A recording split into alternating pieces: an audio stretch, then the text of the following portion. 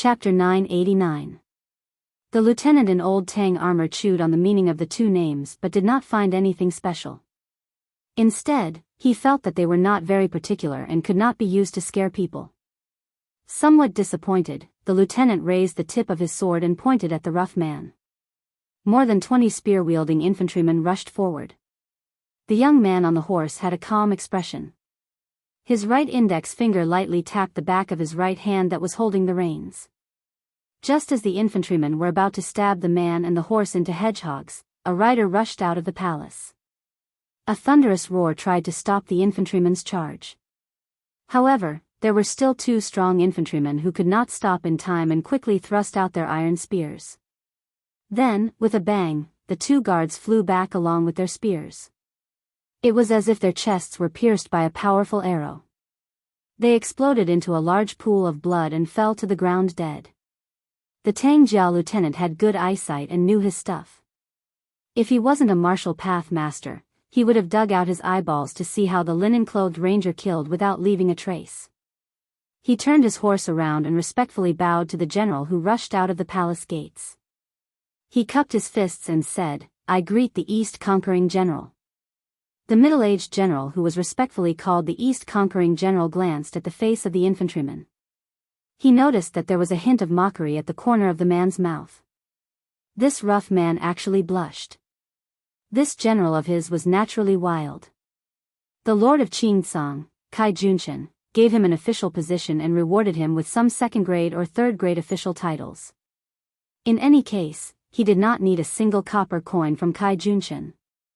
Other than Hidajia, the great general of the East, there were also Anshi Garrison, North Patrol, and South Patrol. In any case, they had gathered the East, West, North, and South. East of Qingcang was Northern Liang. Thus, great general of the East, Hidajia, had often been teased by his political opponents. They all said that they were waiting for him to go to Northern Liang and achieve a great victory.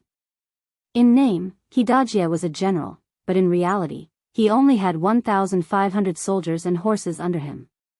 The armored soldiers did not make up half of them. Hidajia did not pay attention to the lieutenant who touched the pot that did not boil. His expression was serious as he cupped his fists and said calmly, "My king would like to invite you into the palace for a chat. What do you think?" The infantryman nodded. He still did not realize that he had stepped into a tiger's den. He held the reins with both hands and looked at the city gates. The light horse's hooves stepped on the green jade tiles, making a crisp sound. Hidajia followed behind the infantryman with a complicated expression. His heart was in turmoil. When the infantryman approached the city, a secret letter was sent to the residence of the Dragon King. The Qingcang king, who did not attend court every night, was frightened. He hurriedly kicked away a few naked bodies beside him and rolled off the bed. He put on a poorly made dragon robe and was about to convene a court meeting. In addition to Hidajia, there was also Jianghu, the South Patrol general. Together with the queen and a few civil and military officials, they were arguing over a portrait. Jianghu insisted on killing His Royal Highness of Biyao before discussing anything else. This was a once-in-a-lifetime opportunity. Anyway, the new king of Biyao had the intention to bury hundreds of thousands of refugees with the old king. Either way, he would die. Even if he killed the man in the portrait, even if he angered the Biyao cavalry, he could just take the head and thousands of elites and escape to Beimang. Kai Junshan specially asked the confidant of the Qingcang king, who was in charge of spies, whether Biyao had deployed a large number of troops to the border. The answer he received was no. The man in the portrait had left Liangzhou alone and entered Qingcang city alone. This made the timid and cautious Kai Junshan even more uncertain. Was this guy tired of living? Did he really think that he could win people over with virtue in the refugee land just because he was the king of Biyao? Did he want Kai Junshan to take off the dragon robe that he had only worn for a few years and kowtow to him? Was he willing to be a lackey for a hothead who did not have hair on his mouth? Kai Junshan could not stand the instigation and clamor of most of the civil and military officials. He gritted his teeth. He had originally made up his mind to send out all the masters in the residence of Dragon King and 2,000 cavalrymen to kill that guy at the gate of the imperial city today. However, the queen and Hidajia did not agree. They said that the guy surnamed Su gave up his position as the king of Biyao and came to Qingsang City to seek his own death. Even if he did not have good intentions, he would not be able to stir up any trouble in the residence of Dragon King, which was heavily guarded by swords and spears and arrow towers. It was better to meet him and listen to his plans before making the corresponding trade-offs. There were only benefits and no harm. In the end, Hidajia was scolded by an old official for being soft-hearted. Fortunately, he had the support of the queen, so he was able to ride out of the palace and welcome the new prince of Liang, who was wearing mourning clothes. After passing through the city gate, there was another palace gate. Su Fengnian suddenly laughed and said, "Hidajia, I heard that you and Yang Ruinyu, who was guarding the gate just now, and his father, Yang Yoshua, were both subordinates of the deputy commander of Biyang's infantry army, great ancestor Gu." Hidajia acted as if he was facing a great enemy. He carefully worded his words and said coldly, "The past is not worth mentioning. Old General Gu has become a high official of Biyang. It is a good thing, but it is not my turn to congratulate him." Su Fengnian laughed softly and said, "The deputy commander of Biyang's infantry army is only of the second rank. Only Yan Wenluan and Yuan Zuozong have the same rank as you, Great General Zhendong. Speaking of congratulating, it should be great ancestor Gu who should congratulate you."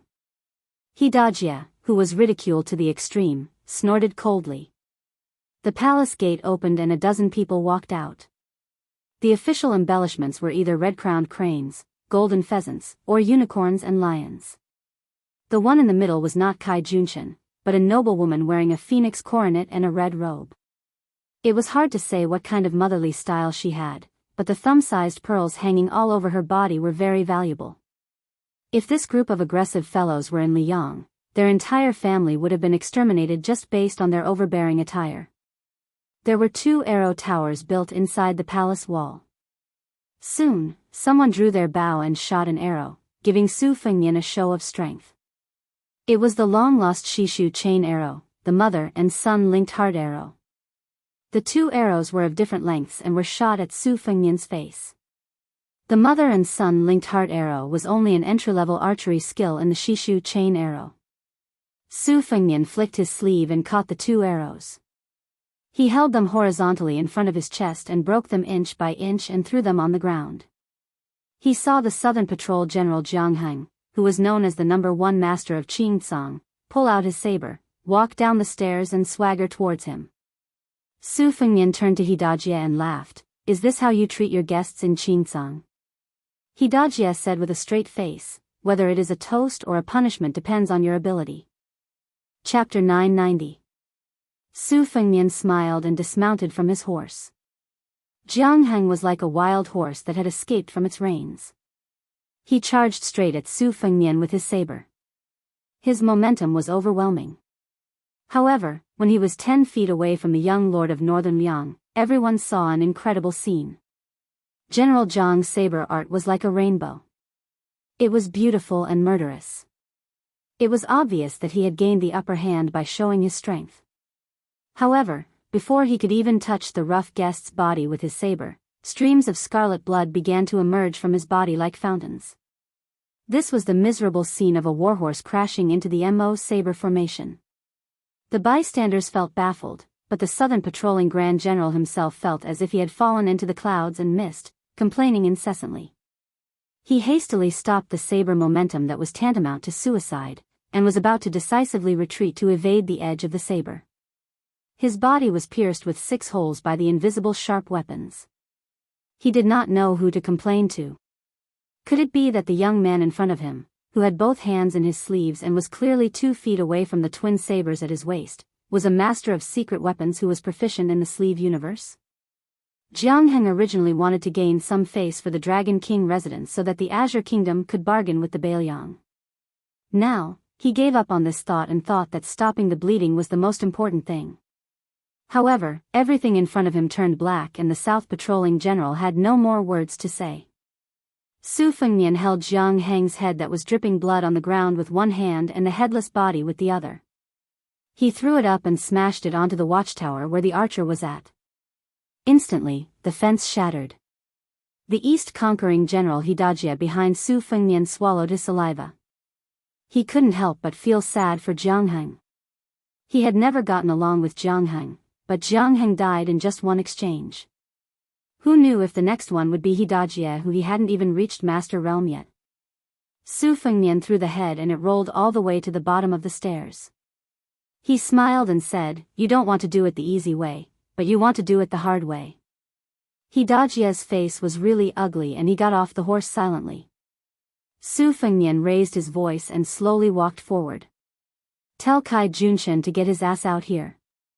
This king has already given the Qingtsang Empire enough face by entering the city. If you don't accept the face I've given you, you'll end up like Jianghu."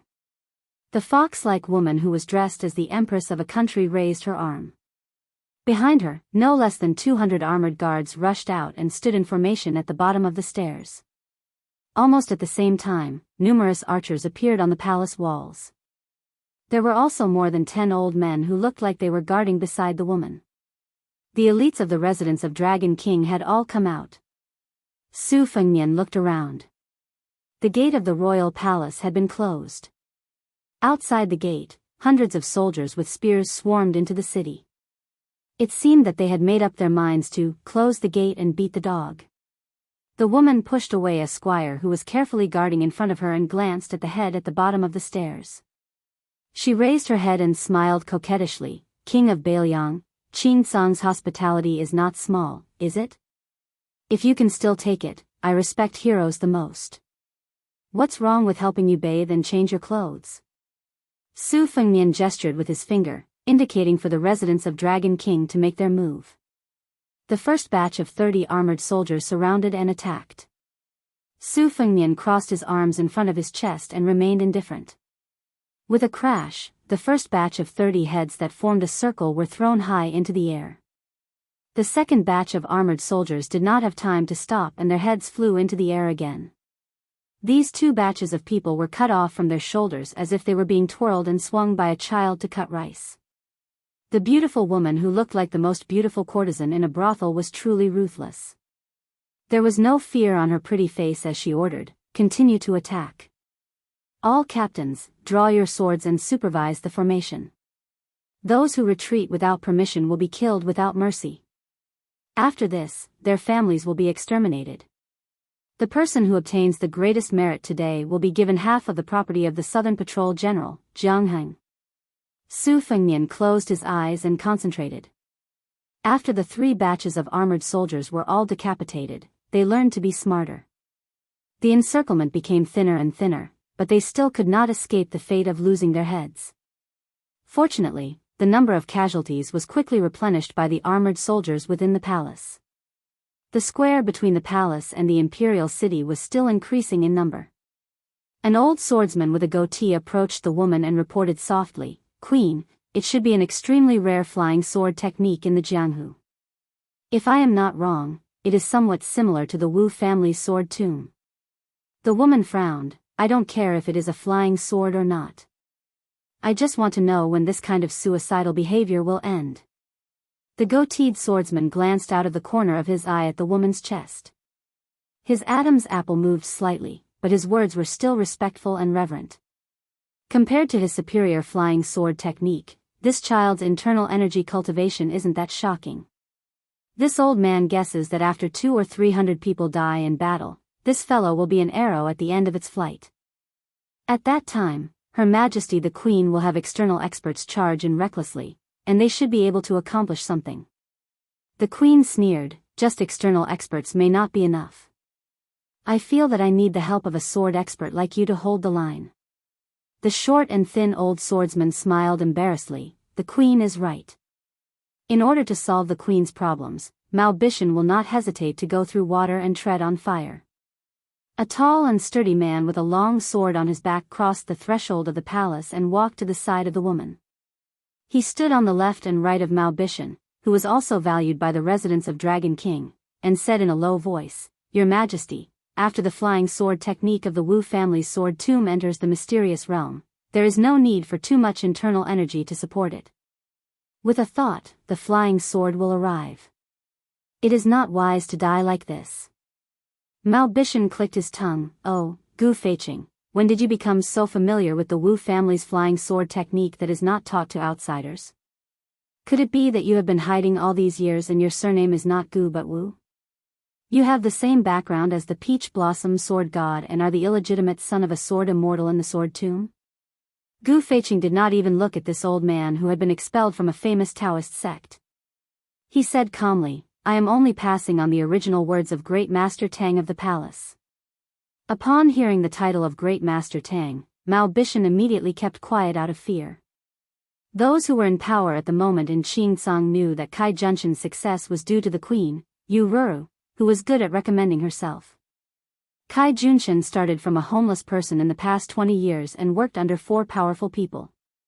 Relying on Yu Ruru's wife's relations, he was highly valued every time. Then, every time he was fully developed, he would decisively betray them.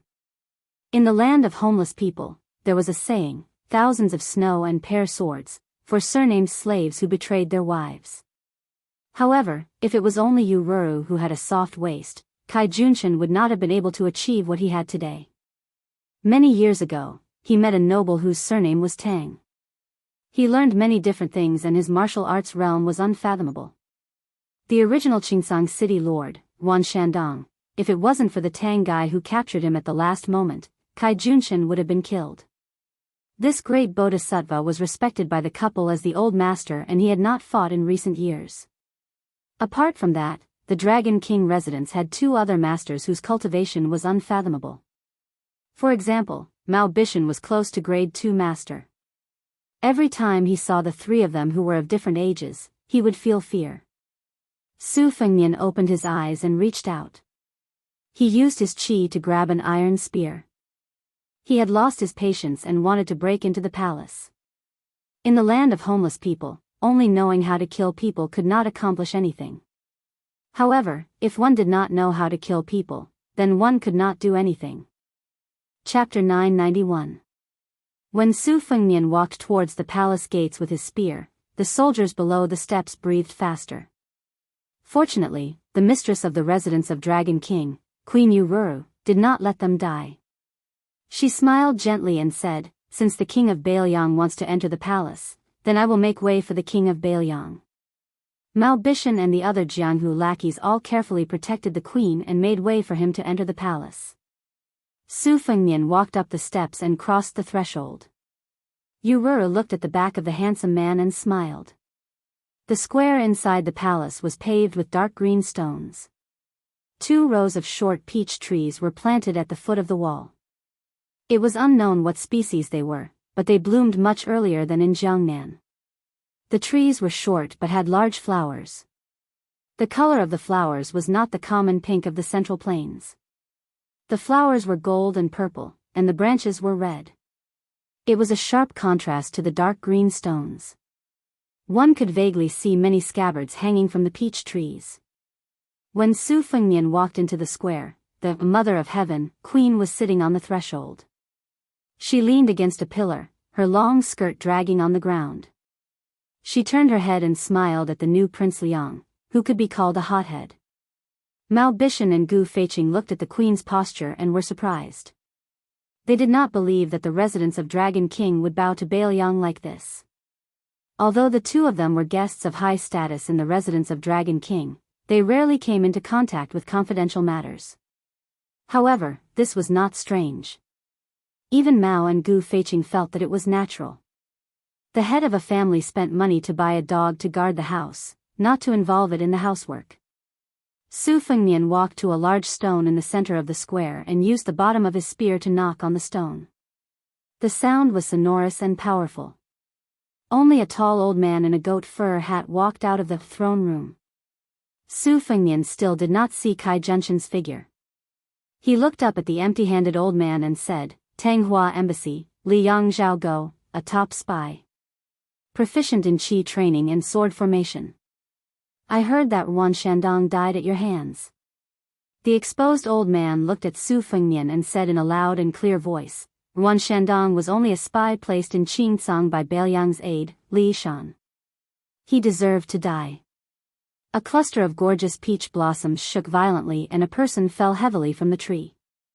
This slovenly burly man sat on the ground. He accidentally pulled a scabbard and scratched his head with the scabbard. He used the scabbard and scratched his head. And then cursed in a half-baked refugee dialect, Tanghua Embassy. What? What are you making like old people? I hate you like old.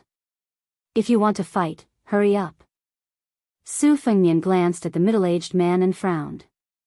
It was not difficult for the man to recognize him. However, the spies from Biyao had not obtained any accurate information about this man. Su Fengnian still guessed his identity. This made Su Fengnian feel that it was a bit troublesome. During the trip to Beimang, Tuoba Chunsun made Su Fengnian suffer a lot. However, the person who left the deepest impression on him was not the youngest son of Tuoba Bodhisattva, but the son of an aristocratic family called Zhong Tan. At that time, there was a woman from the princess tomb who pretended to be his personal maid. Su Fengnian had experienced her bold steel writing skills. Zhong Tan's father was Zhong Shentong, one of the 12 great generals of Beimang. His uncle was Zhong Liang, one of the 10 great devils of Beimang whose true strength was second only to Luo Yang. Zhong Shentong would not give up his position as a great general and come to Qingsang City to make a small fuss. Therefore, he could only be Zhong Liang, who was ranked high and low in the Jianghu of Beimang, depending on his mood. Zhong Liang was a famous romantic figure in Beimang. He was unrestrained and unrestrained. On the path of martial arts, he could easily win against the top experts of the 10 great devils. However, he also dared to lose to some of the soft persimmons, who were ranked at the bottom. The great devil in front of him was 70 to 80% similar to his nephew Zhong Gui, who was killed by Su Fengnian. However, he was more similar to his nephew Zhong Tan. Luo Yang had once said that among the 9 devils behind her, only Zhong Liang could enter her eyes. Su Fengnian turned around and looked at the tall and sturdy man with a thick beard. He smiled and asked, "Zhong Liang?" The man made a sound of surprise and did not deny it. "How do you know me?" The man patted his head and suddenly realized. "Zhong Gui was actually killed by you when you went back to Beimang last time? No wonder I felt something was wrong when I looked at that girl who was not married yet." When the two of them were talking about how others could not understand the heavenly book, Elder Tang of Qingsang City and Zhao Go of Liyang squatted down silently in the hall of Tanghua, with one hand on the ground. Su Fengnian was lost in thought and turned a blind eye to the movements of the hall of Tanghua. When the land of refugees was in its embryonic form, the warlords were divided, mainly relying on the original family names of Biyao, and quickly wringing out political power one by one. What followed was an extremely chaotic internal strife. Thus, a large number of tyrannical martial artists with powerful skills like Ruan Shandong, the former lord of Qingsang City, stepped onto the stage. The big fish ate the small fish, and the small fish ate the shrimps. The idle forces were purged and annexed, and from the turmoil to the stability, they encountered an invisible bottleneck and could no longer expand their territory. In the eyes of many people, Ruan Shandong's martial arts cultivation was not bad, but they lost because of their lack of strategy. As a result, people who were good at dealing with political affairs were born, and Kai Junshen was one of them. In terms of martial arts, Mao Bishan and Gu Feiqing could easily kill dozens of Kai Junshen in one breath, but in the end, the one who relied on others' charity was still Mao Gu. However, it did not mean that there were no refugee leaders with both martial arts cultivation and shrewdness. In fact, Ruan Shandong was not as lacking in strategy as the outside world said. It was just that Qingsang City was close to the Southern Dynasty to the north, Biyao to the east, and there were a few big forces in the west who had bad intentions. Their situation was especially difficult. Not to mention other things, 2 of the 3 great consecrators in the residence of the Dragon King, one was Elder Zhao Go, and the other was the Devil of Beimang. Su Fengnian knew very well that after his master, Li Yishan, had single-handedly created the situation of hundreds of thousands of refugees, using the shell as a training ground, he had been watching the situation in these years. This strategist saw him as a small world in the great wide world, coldly watching the ants fight for the ant nest. The world was full of strange things. Li Shan could see everything from the top floor of the tide listening pavilion. Regarding the movements of the refugees, Li Shan had once written a book, Records of Knowing Autumn. It described in detail the rise and fall of people, gains and losses, so that Su Fengnian, a scholar, could know autumn with a single leaf. Among the strategists of the spring and autumn period, Li Shan had always been seen as inferior to Nailan Yusi, Zhao Changling, and the others because of his sinister methods.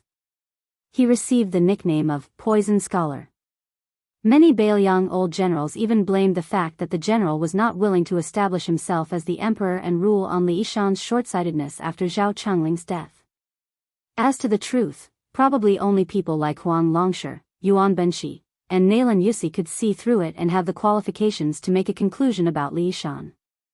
Su Fengnian felt slightly emotional. After the spring and autumn period, the elusive Huang Longshan set his eyes on West Chu. Yuan Benshi, who had the right time, place, and people, set out to set up the two Liao regions. Nailan Yusi, who had no worries, took care of the barbarians in the south. Li Shan, who was besieged on all sides, let loose hundreds of thousands of refugees. It would probably take a few more years to see which of the four was better at strategizing. This was a true fight between immortals. Zhong Liang's voice interrupted Su Fengnian's thoughts. Su, be careful. Old Tang is trash in close combat. However, if you are 100 feet away from him and he uses the falling flowers sword technique, even I would find it difficult to deal with him, much less a finger-profound realm expert.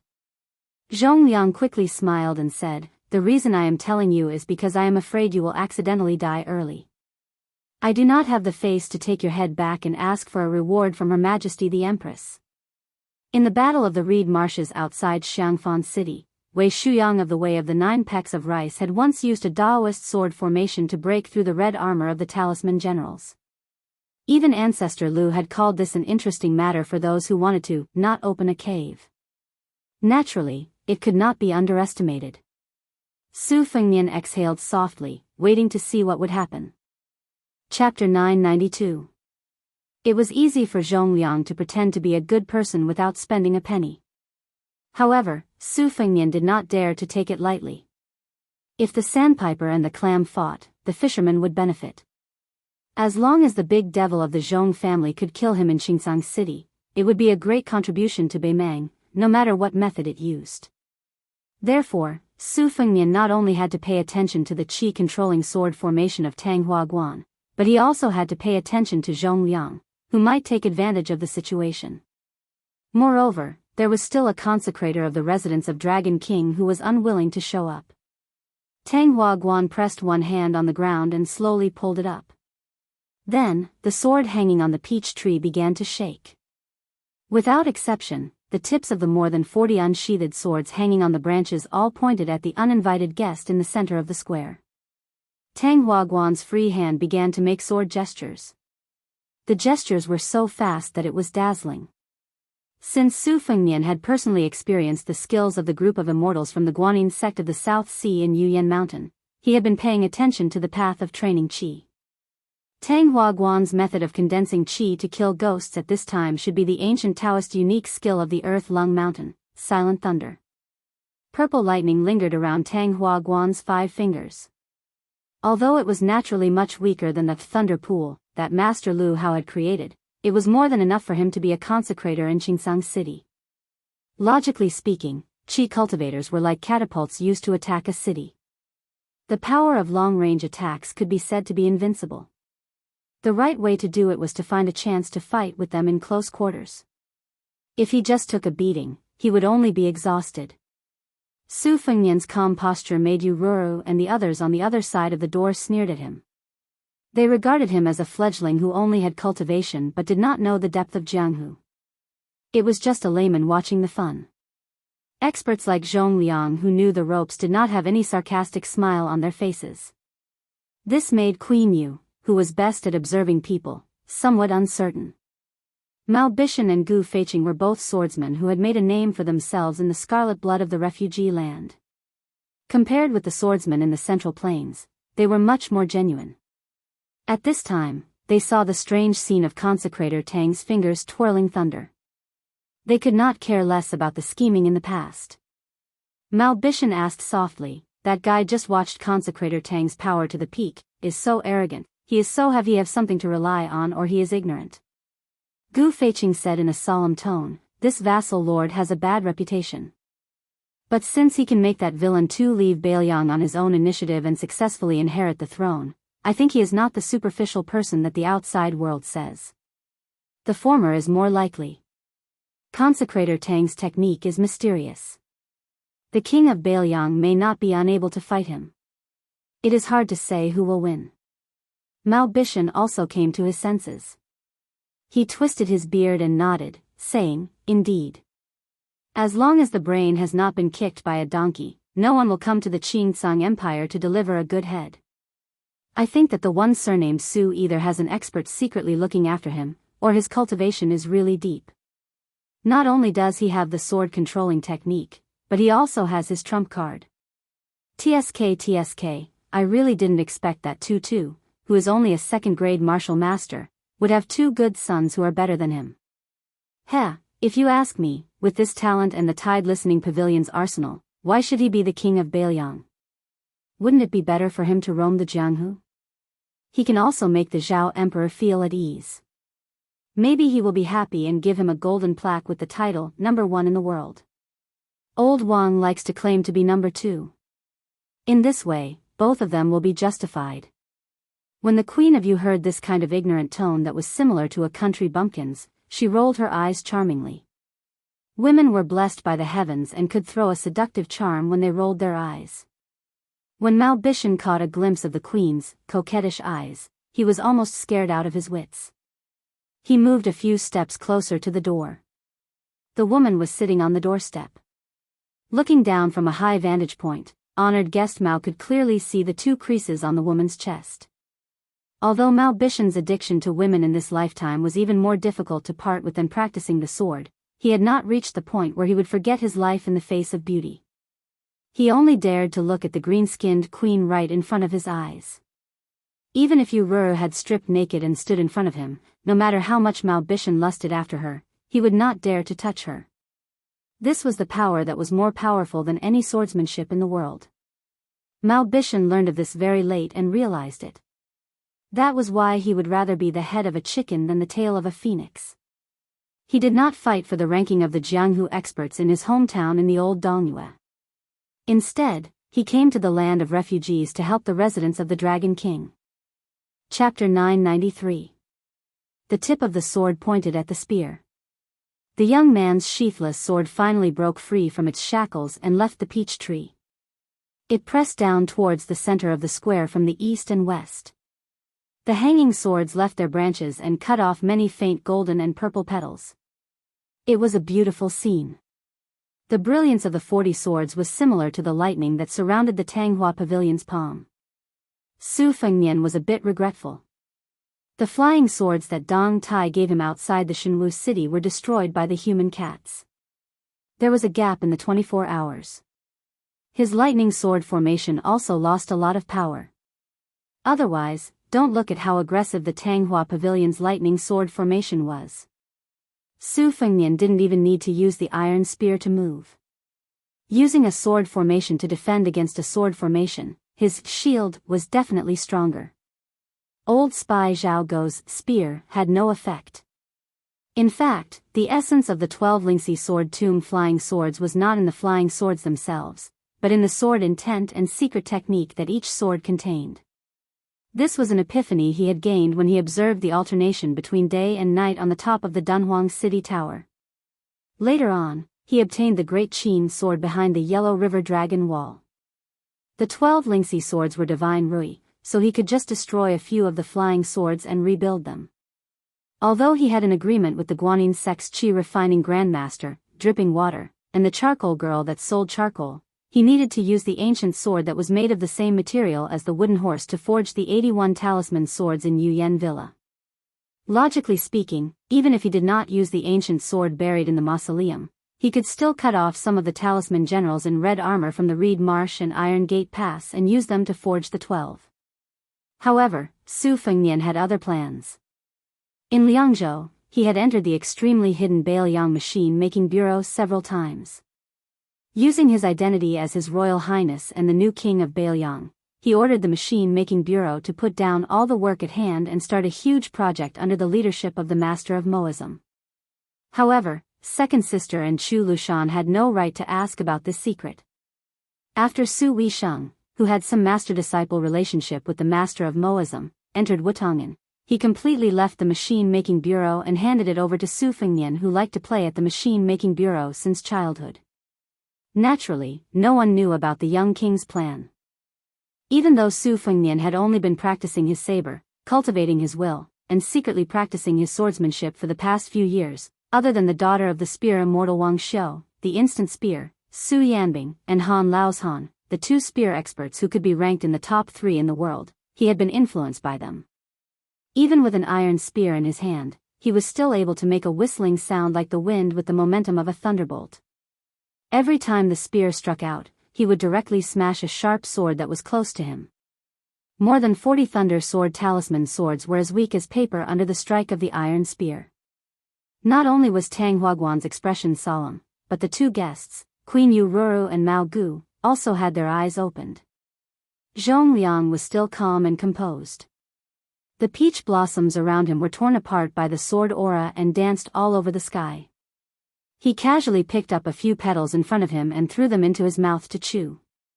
Then, the great demon saw a sword being pierced towards his head by the iron spear.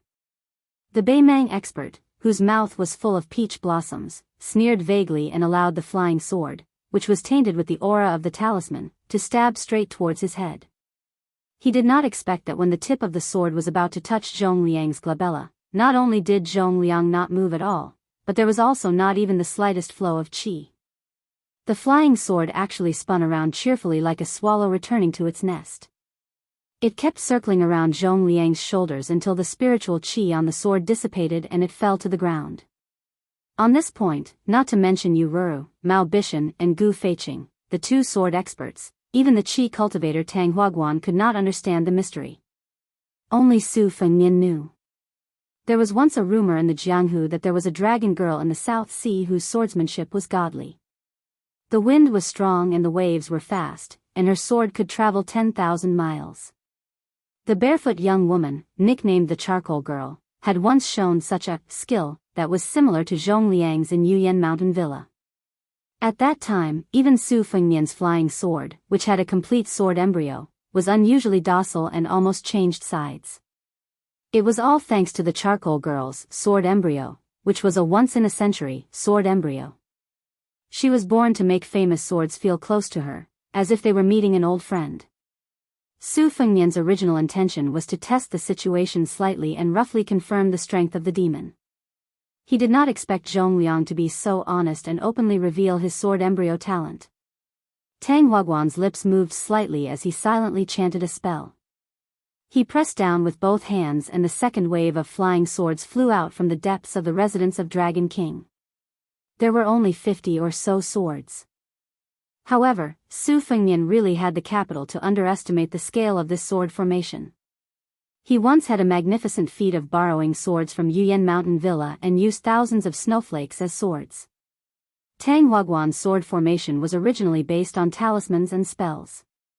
In the eyes of today's famous swordsmen, this was naturally an insignificant skill. Su Fengnian's underestimation was one thing, but he did not forget to secretly learn the falling banner loathing and impeachment technique from the demon-slaying platform of Mount Longhu. However, at that time, the great immortal Qi Xianzhu had used the sky thunder as a banner to suppress several sky demons in Mount Chulu. Tang Huaguan's loathing and impeachment technique was just a copy. It was probably not even 1,000th of the majesty of the demon-slaying platform on the Lotus platform. When Zhong Liang saw Su Fengnian's curved spear technique, he was surprised. Back then, one of the 4 grandmasters, Wang Xiu, went deep into Beimang's hinterland as if there was no one there. Countless heroes of Beimang died under Wang Xiu's 4 words formula. The 2 words formula of Bang Tua and Drag were already a complete mess. The 3rd word formula of curved spear technique was even more frightening.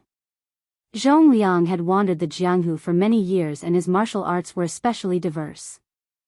He was also a rare martial arts genius and was the only person in Beimang whose aptitude was better than his own. Unfortunately, Zhongliang was born unrestrained and did not have a fixed nature. He rarely took a fancy to things that people valued. Not only did he have no love for power, he also followed his interest in martial arts. This was why he could not be ranked among the top 10 masters in the world. Zhongliang rubbed his eyelids with both hands and said with a smile, "It really is Wang Xiu's curved word formula. Good boy, you can learn whatever you want. You have my style." Zhongliang stared at it for a while and then turned his head to the queen on the other side of the door and made a gesture to ask for an iron spear. 3 arcs formed a force, 3 forces formed a small circle, 3 small circles formed a large circle, growing and multiplying endlessly. Back then, Wang Xiu had used the curved word formula to fight with one of the 4 grandmasters, the talisman general Jia Ren, for 3 days and 3 nights. It was said that Wang Xiu's last arc encompassed a radius of 3 miles, killing all the birds and leaving not even a blade of grass alive. When the curved spear technique does not arc, I will die.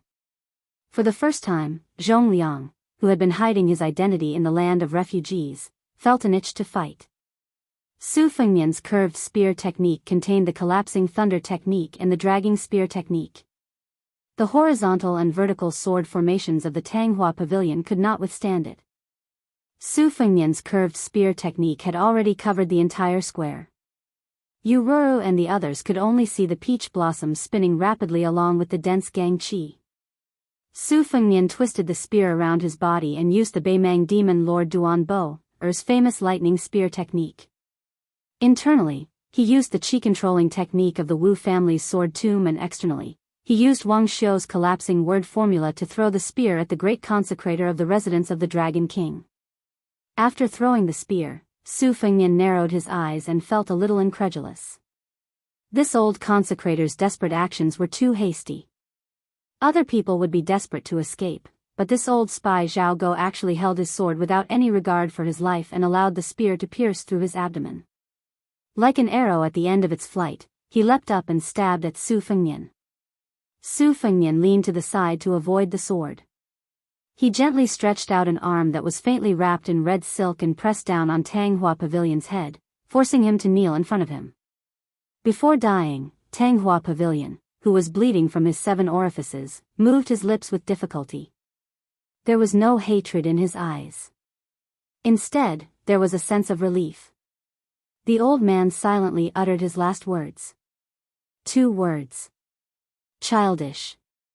Go. Chapter 994. Su Fengnian was confused. Most of the command of the mad dog, Zhao Go, who had been used by Li Yang to eliminate dissidents, was originally in the hands of a relative of Empress Zhao Ji. Could it be that the old spy from the Tanghua embassy had received Zhao Ji's secret order? But how could Zhao Ji be a woman with a bodhisattva's heart? The friendship between the Su and Zhao families was actually divided into 2 parts. One was between Su Shao and the previous emperor, and the other was between Su Fengnian's mother and Zhao Ji. However, both of these had disappeared outside of the Jiujiu embassy the last time Su Fengnian entered the capital. Furthermore, between the land of refugees and the Zhao family of Li Yang was the majestic Beiliang. How could it be Zhao Ji's turn to give orders? Su Fengnian was suddenly shocked. He even dared to refuse the emperor's imperial edict. Although he didn't care about Zhao Ji's scheming, perhaps he had miscalculated one thing. This made Su Fengnian feel a trace of unease. However, at this time, he couldn't change his plan at the last minute. At most, he would use the stupidest method. Counter soldiers with arms, water with an earth weir. Let's see who is the mantis and who is the oriole at the end. At the door, Gu Feiqing threw an iron spear to Zhongliang, who was inside the door. The breeding demon waited for a moment before skillfully brandishing the spear. The body of the spear trembled in a subtle arc that was pleasing to the eye. With the spear in his hand, Zhongliang's aura suddenly changed. He was no longer the carefree wild crane that did not care about anything. He dragged the spear and walked forward. Zhongliang's footsteps were irregular, sometimes fast and sometimes slow. It seemed like he was following his heart. In a few blinks of an eye, he had arrived in front of Su Fengnian without saying a word. Holding the end of the iron spear in his hand, he swung it in a straight arc, smashing the whip towards Su Fengnian's forehead. Su Fengnian was not stupid enough to use both hands to block the attack.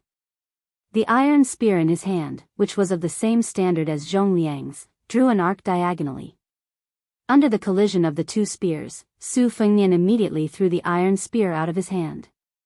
He did not try to receive the impact of the collision on the iron spear, but he did not let it leave his hand for too long. Before the iron spear was knocked to the ground by the breeding demon, he immediately grabbed the iron spear that only had a lingering aura left in it. From an outsider's point of view, Su Fengnian had always held the iron spear tightly, clashing with Zhong Liang head-on. Although Su Fengnian had used some tricks to avoid the first wave of dangerous aura pouring out of the iron spear like a flood, the vigorous internal force that Zhong Liang had given the iron spear to the iron spear was unexpectedly huge. After holding the iron spear, Su Fengnian had no choice but to shake his wrist to use the burst formula to disperse the lingering aura on the spear. However, in a fight between masters, it was rare to see Spear Immortal Wang Xiao and Talisman General Jia entangled with each other day and night like this. Usually, one wrong step after another would determine the outcome of the battle. It was only after Su Fengnian used the collapse formula that he managed to dispel the force from his iron spear. Zhong Liang continued to press forward with the momentum of the Wang Xiao vertical arc, forcing Su Fengnian, who had no room to maneuver, to maintain the defensive posture of the horizontal spear. Once again, Su Fengnian forcefully withstood the arc. Last time, Su Fengnian used a trick, but this time, it was Zhong Liang's turn. The arc formula was true, but because of the collapse formula, a large cloud of Gang Qi exploded from the tip of the spear. The hard iron spear in Zhong Liang's hand was curved into an unimaginably soft semicircle, and the tip of the spear was pointed at Su Fengnian's face. The distance between them was 1 foot, and the Gang Qi was 1 foot long. Su Fengnian could either take the full force of the iron spear arc word formula, or take the risk and try to break the Gang Qi of the collapse word formula, with the flying sword in his sleeve. Su Fengnian chose the former without hesitation. Showing off his sword-controlling technique to a sword embryo was tantamount to playing with fire. Su Fengnian took a step back. As his body slid backwards, he bent his knees slightly to disperse the majestic qi of Zhong Liang's collapse word formula. Zhong Liang held the iron spear in his hand. He was not in a hurry to beat up Su Fengnian, who had fallen into the water. He only followed like a shadow and kept the tip of the spear a foot away from Su Fengnian's eyes. He did not even immediately use the collapse word formula, which had an immediate effect. His Gang Qi was about to appear. This great devil who was ranked second in Beimang was recklessly mocking Su Fengnian. The reason why Zhong Liang was able to come up with a spear immortal secret technique that was on par with Su Fengnian's was because of his innate talent. More importantly, he had a high-profile battle in Beimang 2 years ago. His opponent was Deng Mao, who had become one of the top 10 fighters in the world. Zhong Liang's deep understanding of spear techniques was on par with Su Fengnian's. However, on the surface, Su Fengnian only had level 2 internal force, which was a huge gap compared to Zhong Liang's. Zhong Liang was not one of those otherworldly experts who only knew how to fight behind closed doors. As a result, Su Fengnian's defeat was a matter of course. In terms of innate talent, Su Fengnian was not as good as the old man wearing the sheepskin fur coat who thought he was number 1 in the world from the moment he held a sword. He was not as good as Xianyuan Jingsheng, who only knew how to read and became a Confucian sage. He was not as good as the woman who inexplicably cultivated the sword-controlling jade mystic while practicing calligraphy. He was not as good as the coal girl who was born with the sword immortal embryo. There were many more. Su Fengnian would lose to Zhong Liang and these Jianghu playboys. But when it came to risking one's life, Su Fengnian might not be better than them, but he was at least not inferior. When Su Fengnian retreated from the 2 peach trees and was about to lean against the palace wall, he stopped retreating. He drew a small arc with his spear, as if he was risking his life to kill Zhong Liang in an arc. Zhong Liang was very calm and did not withdraw his spear. He took the opportunity to, slowly, push the tip of the spear forward half a foot. It was actually Su Fengnian's desperation to trade his life for Zhong Liang's. It was as if this time he was aggressive and did not intend to win a complete victory, so he deliberately hid his strength. He was gambling on whether Su Fengnian dared to trade his life for his life. Su Fengnian did not hesitate. His arc spear continued to move forward, but at the same time, his left hand grasped the embroidered winter saber on his left waist. This saber was given to him by White Fox Face. It could be regarded as Su Fengnian's most intimate lover. It accompanied him on 2 trips to Liang and Beimang. When Su Fengnian, who was on the path of cultivating his mind, held the embroidered winter saber, it was a completely different scene. It was as if the unarmed second minister of offerings of the residence of Dragon King had become a demon with a spear. Chapter 995. Zhong Liang's eyes grew colder, and the flow of qi in his body grew faster and faster. Thousands of thoughts appeared in his mind. At the critical moment of exchanging his life, this boy still did not want to escape by using unorthodox methods. Instead, he was afraid that the curved spear would cut through his waist and kill him. Would he only be at ease if he added another blow before he died? Did this boy really not think of the king of Beiliang as some kind of vassal king? Did he really have the determination to die together? Zhong Liang's gaze instantly turned hot, and he was no longer careless. The gang qi at the tip of the spear was like a burning charcoal that had been thrown out of a furnace. At the same time that Su Fengnian's iron spear swept past Zhong Liang, the demonic breeding head spear tip, along with the gang qi, smashed into the space between Su Fengnian's eyebrows. In a flash, even Zhong Liang, who was unparalleled in martial arts, was sent flying 30 feet away. However, he still could not escape unscathed, and a wound deep enough to see bone appeared on his shoulder. Zhong Liang looked at the young man who had crashed into the palace wall. His end was even more miserable than his. He had already thrown away his iron spear, but his saber had also returned to its scabbard. There was a scarlet spot between his eyebrows, and the space between his eyes was a mess of flesh and blood. However, there were red threads like slender red snakes crawling from his sleeves to his arms, then up from his neck, and up from his temples to his eyebrows. It was a terrifying sight. Zhong Liang was clearly somewhat annoyed. He muttered, "His saber technique is a bit like Gu Jintang's half-baked thunder of mind. Could this dragon attachment technique be a human cat's xian? Zhong Liang sighed and looked with pity at the new King Liang who had surprised him. If I had known, would have put in more effort. Perhaps you could have done better. Unfortunately, there's nothing for me to do now. The ruler of Qingcang, Zhou Junshan, was holed up in the throne room. One hand was propped up against a gold-painted pillar, and the other hand was gripping the dragon jade pendant at his waist. His expression was nervous. He knew that he was only a puppet. The 3 masters all seemed to grant Qingcang's requests on the surface, but no one really took him seriously.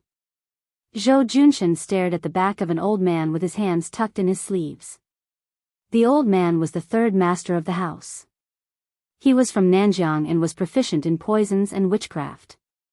Not only was he good at killing and saving people, his methods of torturing people were even more bizarre. Until now, Zhou Junshan had not figured out the exact origins of the 3 masters. Qingcang spies had always existed in name only. It was not that Zhou Junshan did not want to do his best in this area, but that he did not have the power to do so. Qingcang was struggling at death's door in the middle of several powerful forces. Zhou Junshan had already racked his brains to buy hundreds of sets of armor and military equipment. For a small dynasty in a time of chaos, there were 2 things that truly measured the power of a country. They were not the training of retainers, the raising of lackeys, or the construction of noble mansions. The first was the practice of training soldiers for 1,000 days to use them in a single day. That was, the number of armors the soldiers wore. Training soldiers was a bottomless pit, and using soldiers was even more so. It was fine if they won a battle, but if they lost, they would lose everything. It was very easy to drag down a government that was independent but had an unstable foundation. The second was the collection of military secrets. This was a gold-swallowing picio that consumed a lot of money. Many of the words in the secret letters were exchanged with blood and human lives. Previously, the head of the spies in the residence of Dragon King swore that the young vassal king invaded the territory alone and that Biyao did not have any large-scale military movements. Zhou Junshan's original intention was to sound out the young vassal king before sitting down to enjoy wine and beauties and have a good talk with him. If the young vassal king of the Liang dynasty was sincere, Zhou Junshan did not mind being a provincial governor under Biyao or even a general with real power. If he was not sincere, it would not be too late to shed all pretense of cordiality and kill him. Unfortunately, first, the old man from the Tanghua Club insisted on using the talisman matrix that was the most expensive item in the residence of Dragon King. Then, the third minister of offerings and Jianghu, the general of the cavalry troop, agreed. The second minister of offerings, Liang Zhong, who claimed to be a remnant of the spring and autumn period but spoke with a Beimang accent, chose to stand by and do nothing. This completely ruined Zhou Junshan's wishful thinking. He could only hope that the Su Fengnian outside the palace was dead. It would be best if the Biyao was in turmoil and collapse. Otherwise, he could only flee to the more barren and desolate western region with a group of bodyguards. Zhou Junshan sighed and turned back to look at the golden dragon throne. He then turned his head and stood on tiptoe to look at the scenery outside the hall. He was lost in thought. Then, Zhou Junshan felt his scalp tingle. He turned around with difficulty and saw 3 men and a woman he had never seen before. 2 of them were adult men and a pair of young boy and girl. The young boy was a little fat and was rolling around on the spacious dragon throne. He seemed to be enjoying the feeling of rolling on the dragon throne. The young girl was not a beauty either. Her appearance was average. Fortunately, a fair complexion covered all her ugliness. If she was placed in the crowd of beauties and palace maids in the residence of Dragon King, Zhou Junshan, who was not happy without meat, would not even look at her. The young girl was squatting beside the dragon throne. She opened her mouth and took a big bite, as if to verify whether the dragon throne was made of gold. Zhou Junshan could ignore this pair of naughty children, but the 2 men who were about 10 years apart in age were intimidating. The slightly younger man had a majestic figure and was born with a vision of having eyes but no pupils. It was not accurate to say that he was blind. A short man dressed in the attire of the Northern Mang Northern Dynasty stood beside the majestic man, leaving Zhou Junshan with a rough side profile. He extended a hand and stroked the dragon throne. His stroke was extremely slow, as if he was yearning and ridiculing. Zhou Junshan, who was dressed in a yellow dragon robe, swallowed his saliva. He did not even dare to breathe loudly, let alone scold him. The short man smiled and did not look at Zhou Junshan. He asked softly, "Is this dragon throne bigger or smaller than the one in the throne room of Liang?" Zhou Junshan knew a little about the Beimang language and replied cautiously, "It's much smaller." The man nodded and withdrew his hand that was stroking the dragon throne.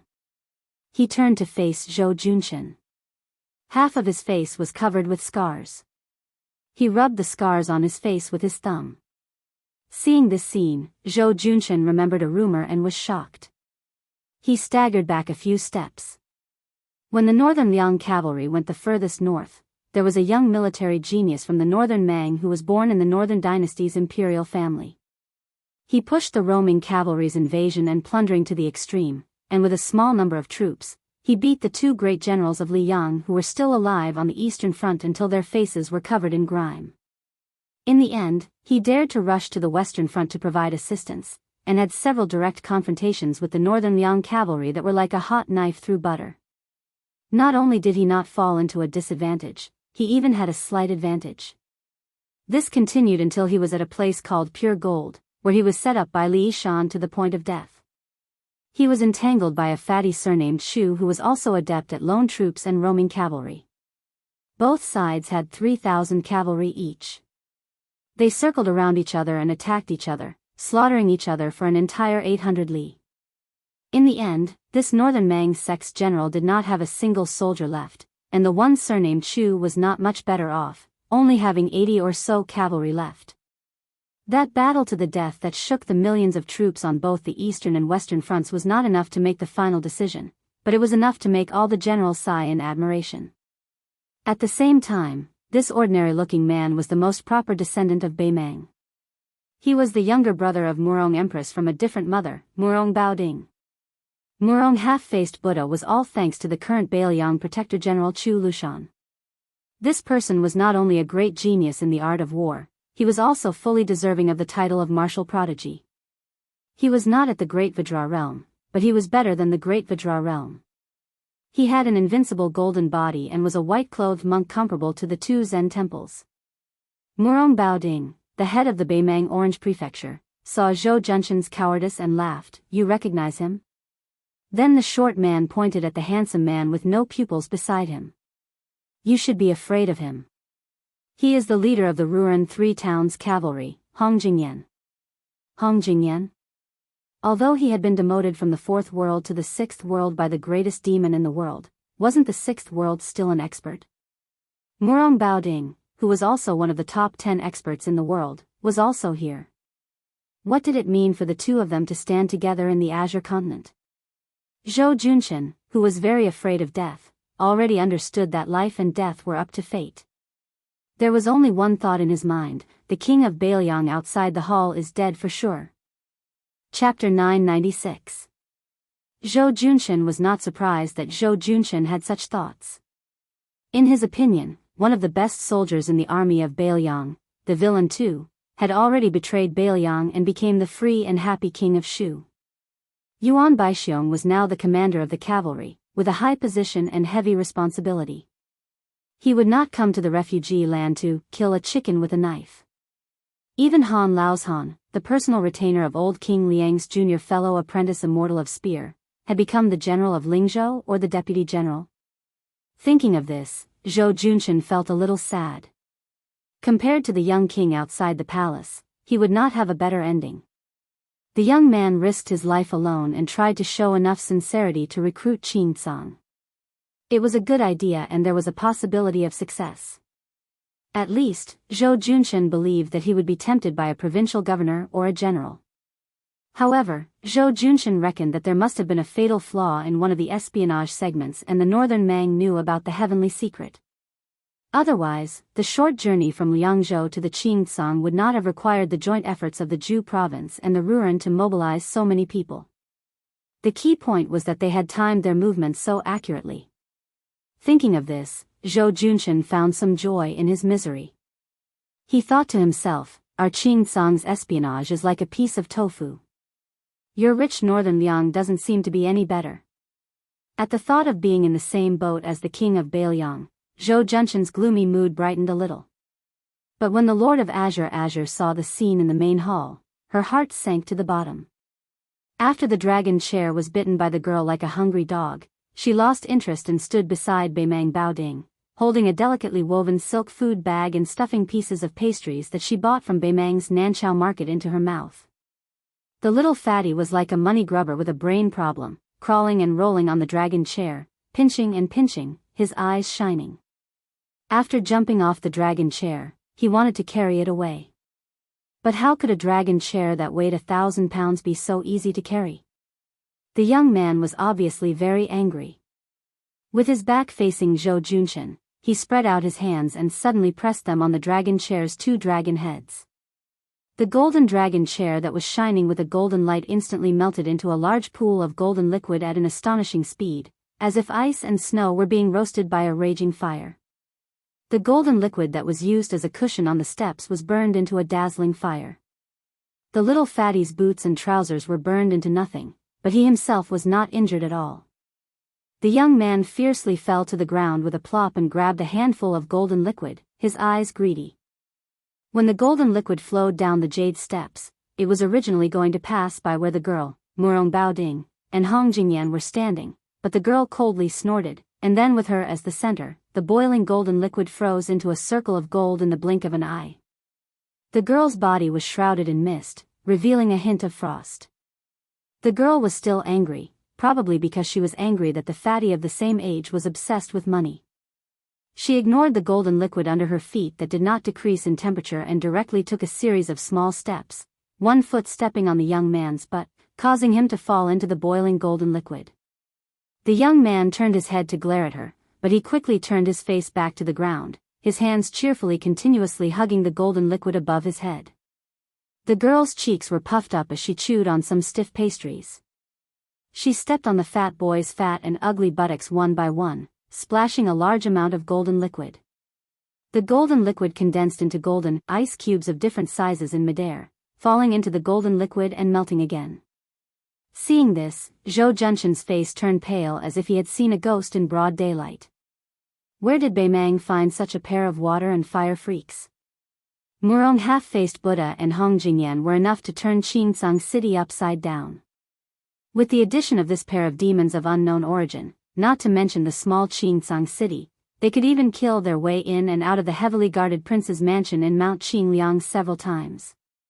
Murong Baoding walked down the steps and came to Zhou Junshan's side. He laughed softly and said, "If Beiliang knew that their new master had died in your house after only a few days of succession, what would you do?" Zhou Junshan's mind turned quickly. He carefully responded with his awkward and unpleasant northern Beimang dialect, "Is there a place that will take me in?" The governor of Beimang, who was half a head shorter than Zhou Junshan, smiled and slowly said, "Beimang is far from being as rich as Liang's central plains, but there are still many fertile grasslands. Compared to the land of refugees, it is still more suitable for living. This King's Orange province is one of the few rich places in Beimang. What's so difficult about taking in a few Zhou Junshan?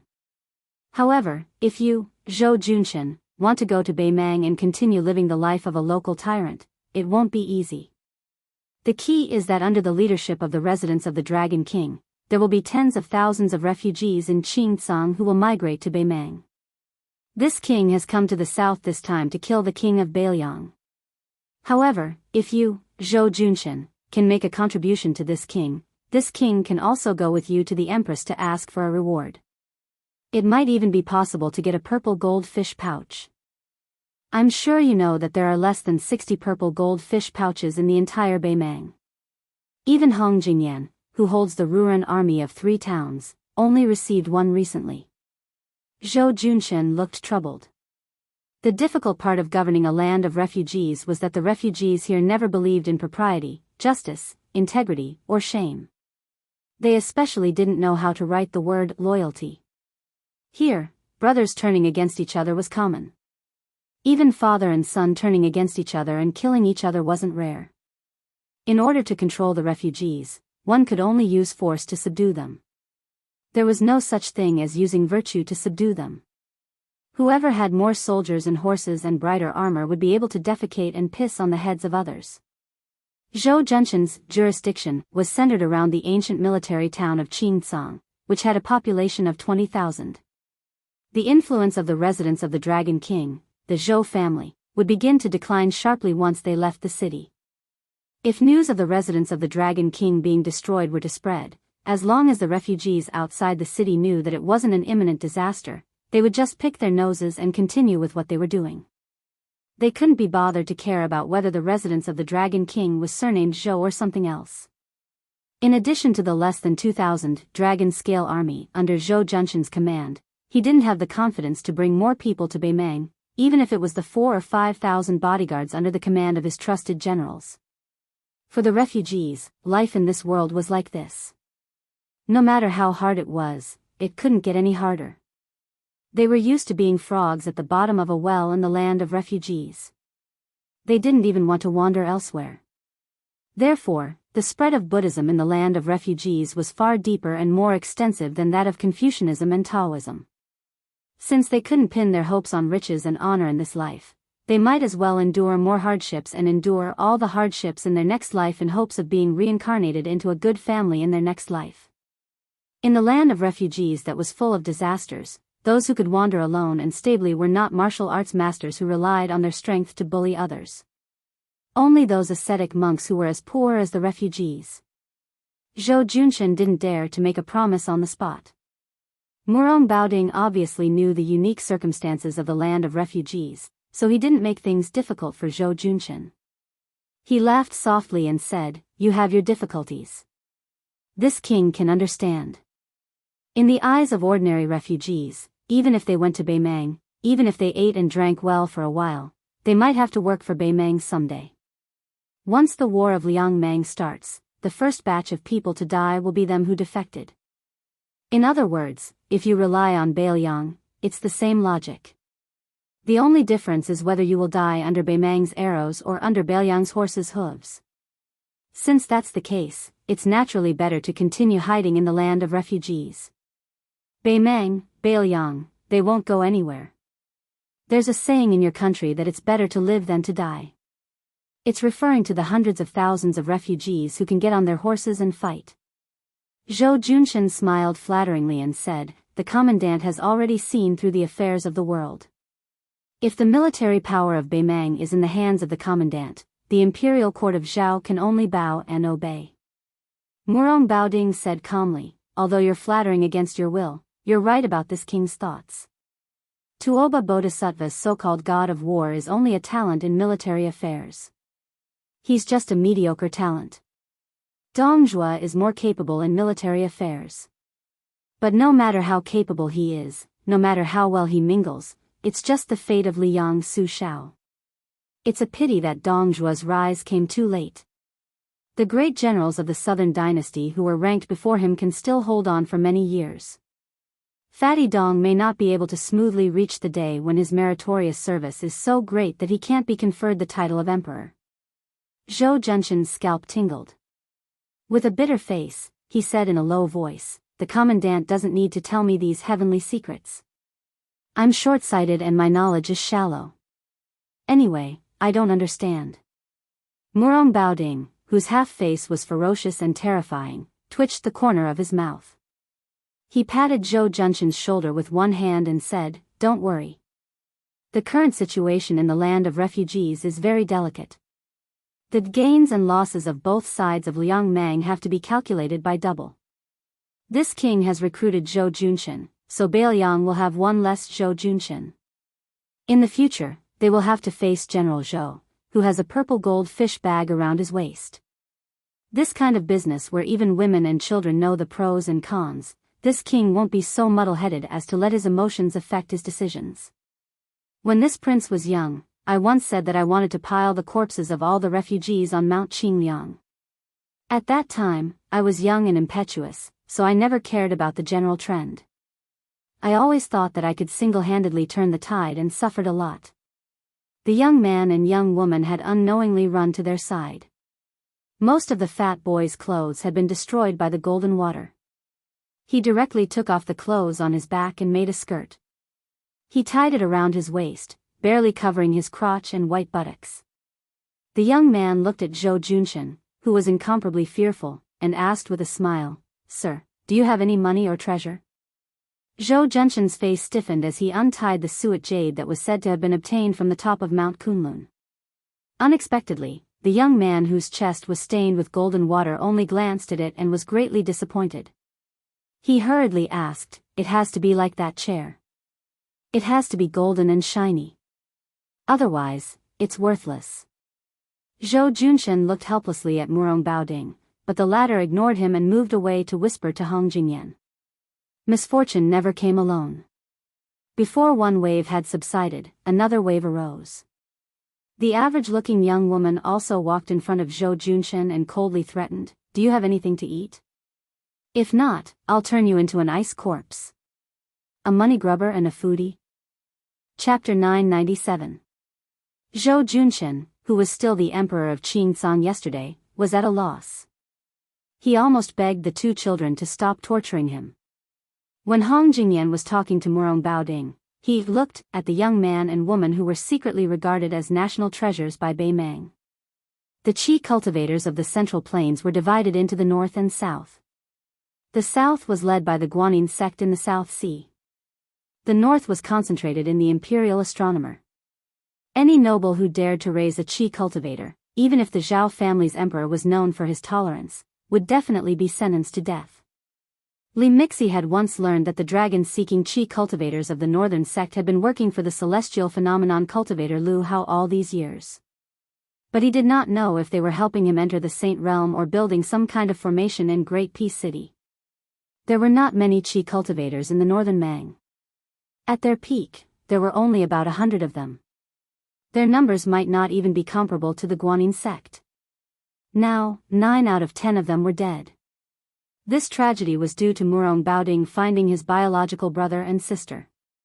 The two of them were given the surnames of Yelu and Murong respectively. One was called Yelu Kaiyin, while the other was called Murong Kaiyang. They were the living knife gui bait recorded in the secret manual of the Qi cultivators. It was said that if one ate one of the two, they could either enter the heavens or the underworld. However, Murong Baoding had never believed in such things. At that time, he had offered it to his sister, the Empress of the Northern Mang. The latter had also scoffed at the Taoist talk of immortality and ascension. As for the ownership of the brother and sister, she had jokingly said to his younger brother, "If you don't take what is given to you by the heavens, you will suffer a calamity instead." She had even given it to the Orange Prefecture. The Empress had even used the power of the entire country to allow the brother and sister to become Qi cultivators of the Northern Mang by chance. Yelu Kaiyin was good at controlling fire, while Murong Kaiyang could make the summer river instantly form a long bridge of ice. Murong Baoding smiled and asked, "Do you think Zhongliang can kill that young man?" Hong Jingyan said calmly, "Zhongliang is frivolous and doesn't know how to cherish his talent.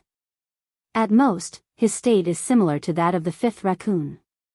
In a one-on-one battle, Zhongliang has a high chance of winning.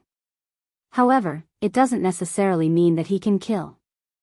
Murong Baoding took the lead and walked to the door of the hall. "He is related to the demon Luoyang. Don't you have any thoughts?" Hong Jingyan said something mysterious. "If I want to kill him, I'm afraid that the Orange Province will stop me." Murong Baoding laughed it off and changed the subject. "Beimang, Liang and Baoyang, a tripartite balance of power." Originally, as long as Su Shao did not die, the other two sides would have to obediently follow Baoyang's orders. At that time, Liang wished that the young heir apparent would die prematurely. They carried out many assassinations, hoping that Baoyang would die the second time. Later, beyond everyone's expectations, Baoyang quietly settled the general situation. Su Fengmian's hereditary succession could not be stopped. Then Chen Jibao entered the capital. Following his resignation as the Minister of War, he was conferred the title of King of Western Shu. As a result, Beimang, who had been watching the fun, became anxious. Last year, they were beaten by Baoyang to the bone. There were countless civil and military officials in the northern and southern dynasties, but only the Orange Province and Dongjua insisted on fighting on the western front. They insisted on fighting head-on with the new king of Baoyang and Chen Jibao in western Shu. As a result, Li Mibi's spider web shifted its focus from this king and these people to Su Fengmian, hoping to kill the new king who no longer had Su Shao to rely on. At that time, Baoyang would have no leader and would be much easier to bully. Since it was more or less certain that Su Fengmian would not rebel, Liang Xiaogo would have to pinch his nose and risk his life to protect Su Fengmian from dying at the hands of Beimang, so as to avoid missing the northwestern gateway. It was really a big joke. With Baoyang's 300,000 cavalry being used up against the southern court, and with Chen Jibao glaring at western Shu, it would be much more difficult to carry out the peace edict's plan of east-west confrontation. Even if it succeeded, according to the peace edict, it would cost more than 200,000 lives. Perhaps this is the power of the man called Yuan Benshi in Great Peace City. Scholars move their mouths, and warriors die on the battlefield. In the current situation of the romance of the Three Kingdoms, Baoyang doesn't move, and Beimang and Liang don't dare to act rashly. Unknowingly, 20 years of peace have been exchanged for the common people of the two dynasties. This is all thanks to Li Shan. It's a pity that this enemy is dead, and there's no way to tell him face to face.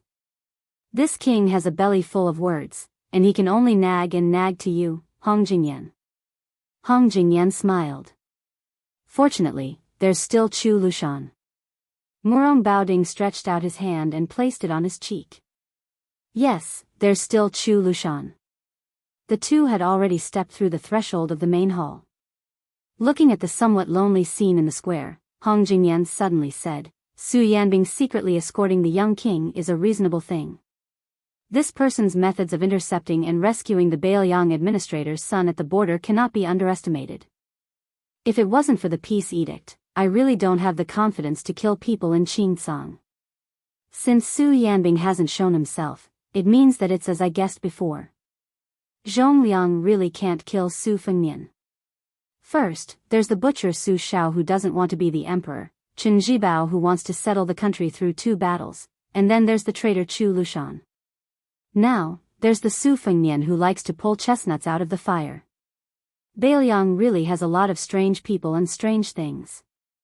If you ask me, Beiliang really should follow the plan of the emperor's preceptor and destroy it first.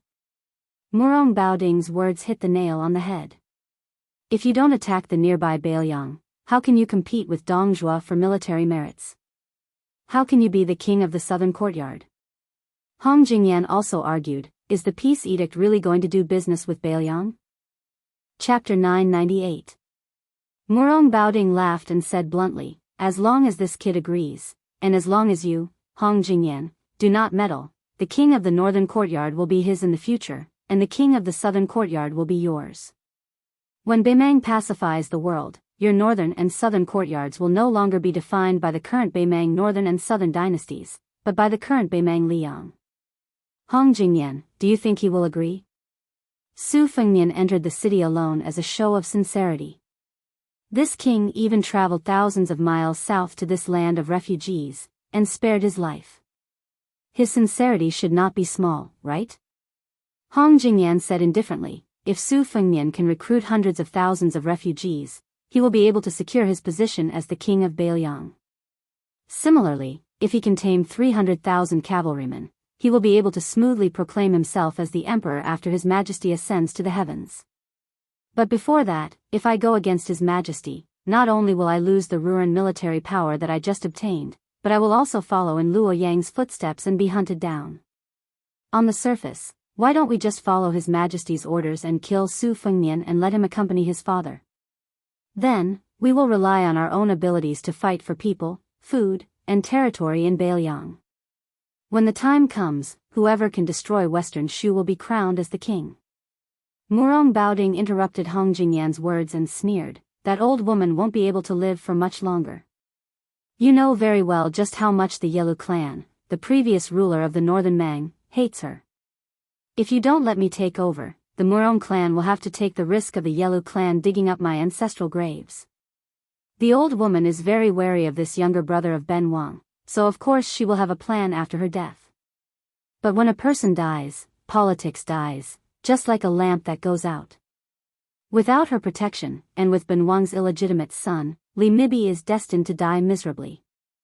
If Tuoba Bodhisattva wants to kill this king, unless this king fights him one-on-one. Otherwise, with his ability to lead troops, this king will definitely lose in a battle of 100,000 against 100,000.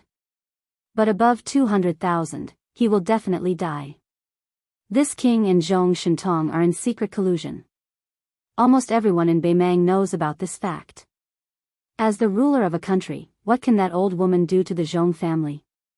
The Zhong family was not like the Su family. They were ruffians who rebelled whenever they wanted. This is also the reason why he is willing to look at the Su family in Beiliang. The chess and sword music schools, Gong Luzi, was silent. The changes in the square and the palace were overwhelming. It was completely beyond the imagination of Queen Yu Ruru and Mao Gu. First, Minister Tang died in the hands of Su, even though he had a talisman array. Then, Second Minister Liang Zhong was extraordinarily powerful. He only used an ordinary iron spear to make the young king bleed. What happened next was even more confusing. After the third minister of offerings from southern borders showed up, he did not rush to join hands with the second minister. He just casually took out a brocade pouch from his sleeve with his dark purple fingers. Then, he waved his sleeve and rolled up the peach blossoms that filled the sky, including the second minister. As a result, the 2 rows of peach trees under the palace wall became dead trees. At that time, Mao Bishan and Gu Feiqing knew that the essence of the talisman array was not the 2 aggressive talisman swords, but the inconspicuous poisonous peach blossoms. Mao Bishan had already fled. Gu Feiqing, who had always been loyal to the residents of Dragon King, did not care about etiquette. He held his breath and threw the queen outside. He risked his life to close the palace door, but just after a few steps, black blood flowed out of his chi orifice and he died. Southern Border had an immortal Gu that specialized in killing immortals. This immortal was naturally not an unfettered land immortal, but one of the 3 realms of first rank. However, it was similar to many moves in the pugilistic world that were powerful but could not withstand a single blow. Although the peach blossom immortal goo of the 3rd minister was not vulgar, it could not take the life of the demon. Instead, it was nailed to the palace wall by Zhongliang. What was unimaginable was that the old man could actually let out a sinister laugh. He pressed his hands on the iron spear and pulled his body out of the spear inch by inch. After falling to the ground, his voice was hoarse. He sat down and said to the young man who had been watching by the side, "By the order of Master Li Yuanying, I respectfully welcome the king of Biyao." Only then did he die with his eyes wide open. It was not the spear that took this death warrior's life, but the peach blossom immortal goo itself. However, Zhongliang was not unscathed. He used his fingers to wipe away the black blood that flowed from his ears to his temples. His life was not in danger, but his cultivation was still affected. Murong Baoding and Hong Jingyan left the palace at this time. Zhongliang, who had a full beard, was silently healing his injuries. Su Fengnian squatted in front of the old death warrior of Baliang and closed the old man's eyes. Su Fengnian had seen Murong Baoding's picture in the Tide Listening Pavilion's secret files. After standing up, he heard this half-faced Buddha ask with a smile, "This king is accompanied by the 6th in the world, Gung Luzi. I wonder where Su Yanbing is?" Su Fengnian smiled and did not speak. Murong Baoding deliberately drew in a breath of cold air and asked meaningfully, "Did you really come to Qingsang City alone? Are you trying to use yourself as bait to catch a few big fish?" Su Fengnian said frankly, "Fishing is not fake, but it's my family's business. It can't be considered catching big fish. Su Yanbing is definitely here, but I don't know where this king is, and I don't know when he will appear." Murong Baoding looked at the calm young man under the wall and felt a heartfelt admiration. He somewhat understood why the current Zhao family's son of heaven was in love with Chen Jibao. In the future, when he sat in the north facing the south and ruled the world, there would be such outstanding officials standing in the imperial court. Not to mention other things, just watching them stand there and serve him was very pleasing to the eye. Murong Baoding laughed heartily and said, "Su Fengnian, you may not know this, but this king's true eldest son is Yi Yulu. This king can let bygones be bygones for your grievances with him." Su Fengnian took the crossing the river pawn from his waist and placed it in front of his eyes. He gently exhaled and purple thunderbolts rolled onto the scabbard, bouncing gently. There were 9 thunderbolts pearls on the blade. These were the treasures that he had obtained from his battle with Lu Haosher. They could be considered priceless treasures. Su Fengnian looked at Murong Baoding and Hong Jingyan, who were standing side by side, and said something that even these 2 top experts could not understand. "I have had Wang Xianji's mentality since 800 years ago. The whole world is my enemy. I am invincible in the world." Chapter 999. Murong Baoding glanced at the rolling thunder on the scabbard and was a little surprised. Although martial arts were vast and there were countless unorthodox methods, as long as it was related to qi cultivators, it was considered top-notch. The young brother and sister behind him were more than familiar with this. In Beimang, there were qi cultivators who were proficient in collecting thunder and lightning. The money grubber boy and the foodie girl gathered together and whispered to each other. Especially the gluttonous girl, she smacked her lips and stared fixedly at the 9 genuine purple sky thunder. She was very envious. As long as she swallowed them into her stomach and nourished them for a few years, she would definitely be able to beat this annoying fatty beside her into a pig's head. Hong Jingyan's expression was still rigid. When one's martial arts realm had reached such a high level, it was nothing more than coping with changes by sticking to the status quo. Su Fengnian's crossing the river pawn in his left hand was out of its scabbard in an instant. The speed of the blade was so fast that the scabbard that left his palm crashed into the palace wall. Su Fengnian's arm followed Wang Xiu's arc formula and swung the blade down. The 9 thunder lingered and the purple clouds dazzled. Zhongliang unceremoniously controlled the iron spear that was abandoned by Su Fengnian. He had been holding the spear with one hand. This time, he finally held the spear with 2 hands and took out enough attention to deal with the unsheathed blade. The spear curved horizontally. Before the sharp blade of the blade touched it, the curved tip of the spear was already pointed at Su Fengnian's waist. Su Fengnian did not deliberately change from attacking to defending. He just followed the blade with ease as if he was possessed by God and understood the wonders of the Xian finger. The tip of the blade suddenly twisted and fell faster and faster. His body was also forcefully pulled a few feet forward. The rolling blade technique was still the rolling blade technique. It was just that compared to the rolling blade technique of ordinary swordsmen, it was much more mysterious. The spear missed for no reason. Zhong Liang's eyes lit up. Borrowing the force of the curved spear, the curved body of the spear also curved. In the eyes of others, one person was following the blade and the other person was unwilling to fall behind. Therefore, the person followed the spear. At first, Murong Baoding had a smile in his eyes. He did not think highly of the kid's rolling blade technique. However, when he saw that Su Fengnian's bladesmanship seemed to be disorderly, but it was just right. Every blade was chopped 4 feet away from Zhong Liang's face. This somewhat surprised half-faced Buddha. Zhong Liang, who kept dodging, frowned. He was not angry that this kid was taking revenge on him for pointing the tip of the spear at his glabella. It was because he had never heard of such a ridiculous rolling blade technique.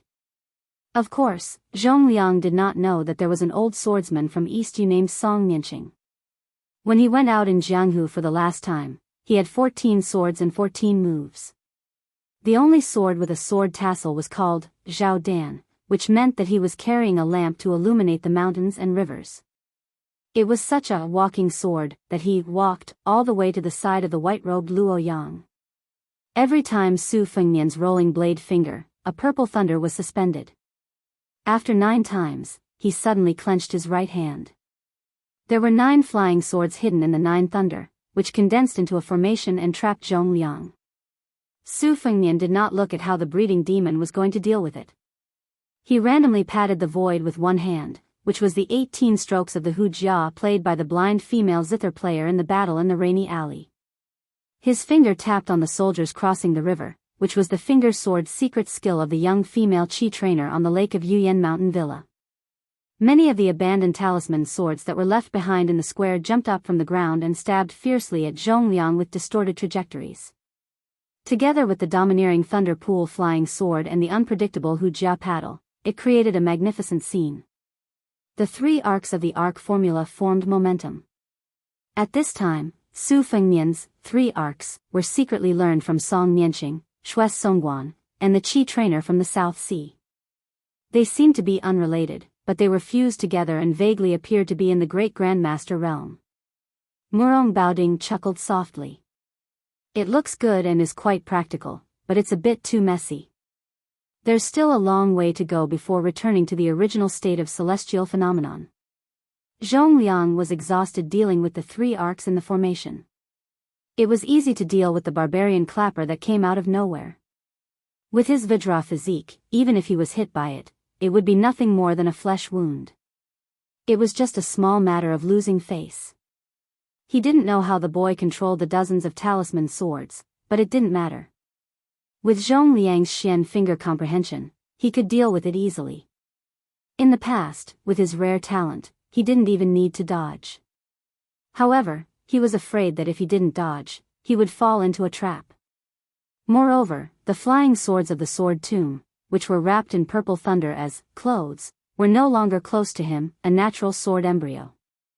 Each of the 9 kinds of sword chi had its own killing intent, which was the real trump card. The iron spear that Zhong Liang held with both hands had its spearhead cut off by the purple thunder. From the moment the guy unsheathed the saber in his left hand until now, Zhong Liang hadn't been able to fight back even once. This made the second young master of the Beimang family, who ranked relatively low among the top 10 devils but had outstanding strength, really angry. Beimang was at the top of the martial arts world, and the number of times they fought each other was far more than Liang. They never liked the martial arts fights that didn't hurt each other's feelings. If old monster Wang from the martial emperor city didn't go to Liang Jianghu to be a whetstone, the number of people in the martial arts ranking list might not even be equal to the number of people in Beimang. In Beimang, heroes didn't matter where they came from. Many people were nameless one day, and the next day, they became the distinguished guests of the general. Zhong Liang didn't rely on his identity as Zhong Shintong's younger brother to stand out in Beimang's Jianghu. He relied on being hunted and being hunted again and again. When he was young, he provoked the Dragon King, who was also one of the top 10 devils, and was hunted for nearly a month. It was because of that escape that made Zhong Liang finally become a level 1 master. The reason why Zhong Liang deliberately showed mercy before was not only because he wanted to humiliate the young king, but also because he couldn't stand the kid's attitude of not taking out his saber when he practiced. How dare he put on airs in front of Zhong Liang? Only now did he know that the young king of Biyao had learned a variety of skills and was not inferior to him at all. After he took out his saber, his momentum was even more imposing. Zhong Liang had to restrain his contempt and treat him as an opponent that he could fight with all his strength. Zhong Liang certainly knew that the young man standing 5 feet away from him had many tricks up his sleeves. Other than the thunder-wrapped flying sword, he must have a more powerful trump card. Zhong Liang guessed that it must be the second saber on the right side of his waist. Zhong Liang had heard that Su Fengnian, who was once a disciple of Li Chungang, used the mind cultivation technique to cultivate his saber. On the grassland, he used his saber to kill the colorful python demon beside Tuoba Chunsun. Zhong Liang dealt with the talisman swords that were undulating with the rhythm of Su Fengnian's rhythm. Of course, there was the more troublesome purple thunder sword formation. When Su Fengnian made a move, Zhong Liang countered it. It seemed complicated and long, but in fact, it only took a few blinks of an eye for the talisman swords to be broken and fell to the ground. Zhong Liang's iron spear had also been cut by more than half, and the spear had become a long saber. Fortunately, Zhong Liang's talent was so high that no matter what he learned, he could easily go further than many famous experts who studied for their entire lives. The broken spear in his hand knocked against the purple thunder flying sword. The sound was loud and clear, like the sound of a 1,000-pound bell. It could be heard clearly outside the residence of Dragon King. Every time the spear knocked against the sword, Zhong Liang's perception of each thunder-flying sword increased. When the expressionless young man holding the saber finally moved his right hand, Zhong Liang's pupils shrank. He knew that the saber in his right hand was about to be unsheathed. The outsiders, Murong Baoding and Hong Jingyan, sighed softly almost at the same time. Su Fengnian was indeed holding the hilt of Xiudong's saber in his right hand. However, the one who made the move was not Xiudong, but the scabbard crossing the river pawn. Su Fengnian's palm was split open, and blood splattered everywhere. It was obvious that the crossing the river pawn was so fast that even Su Fengnian, who was holding the saber, could not control it. Outside the Shenwu city, a person who was far away in the martial emperor city borrowed a sword. Su Fengnian decisively gave him the sword. At the last moment of life and death, he killed Han Xingxian, the cat that was known as the land immortal, Han Wudi. Chapter 1000. This time, Su Fengnian returned the sword to the old man surnamed Sui. This time, he returned the scabbard to the soldier who had crossed the river. Otherwise, with Su Fengnian's spiritual foundation, he would have been able to cultivate the one-sleeve azure dragon. He would not have only used the rolling knife technique, which was born from Song Nianqing's shining guts sword technique, to fight against Zhong Liang. Everything was just an extremely sinister smokescreen to pave the way for returning the sword. In the soul-stirring trap outside the Shenwu city, the famous sword spring in autumn was only a foot away from the human cat's heart. The further the person who borrowed the sword was, the more powerful it would be. However, Zhong Liang was not the mysterious celestial phenomenon of death Han Xingxian. This time, when the sword returned to the scabbard, it still directly penetrated the chest of this Beimang demon. It was just that he did not die on the spot. The third consecrator pulled out the iron spear with his body forward. Zhong Liang directly passed through the scabbard of the soldier who had crossed the river and crashed into the palace wall to escape. Su Fengnian did not chase after him. He only looked at the dead Bailiang spy sitting on the ground. It could be considered that he had avenged the old man's hatred for the spear.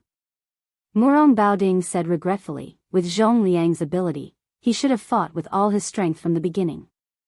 How could he be in such a difficult situation? His talent is really high. Before Luoyang, he was the fastest person in Beimang to enter the Finger Mysterious Realm from the Vajra realm. He was even faster than Li Chungang from Liang. This is a great thing, but also a great thing.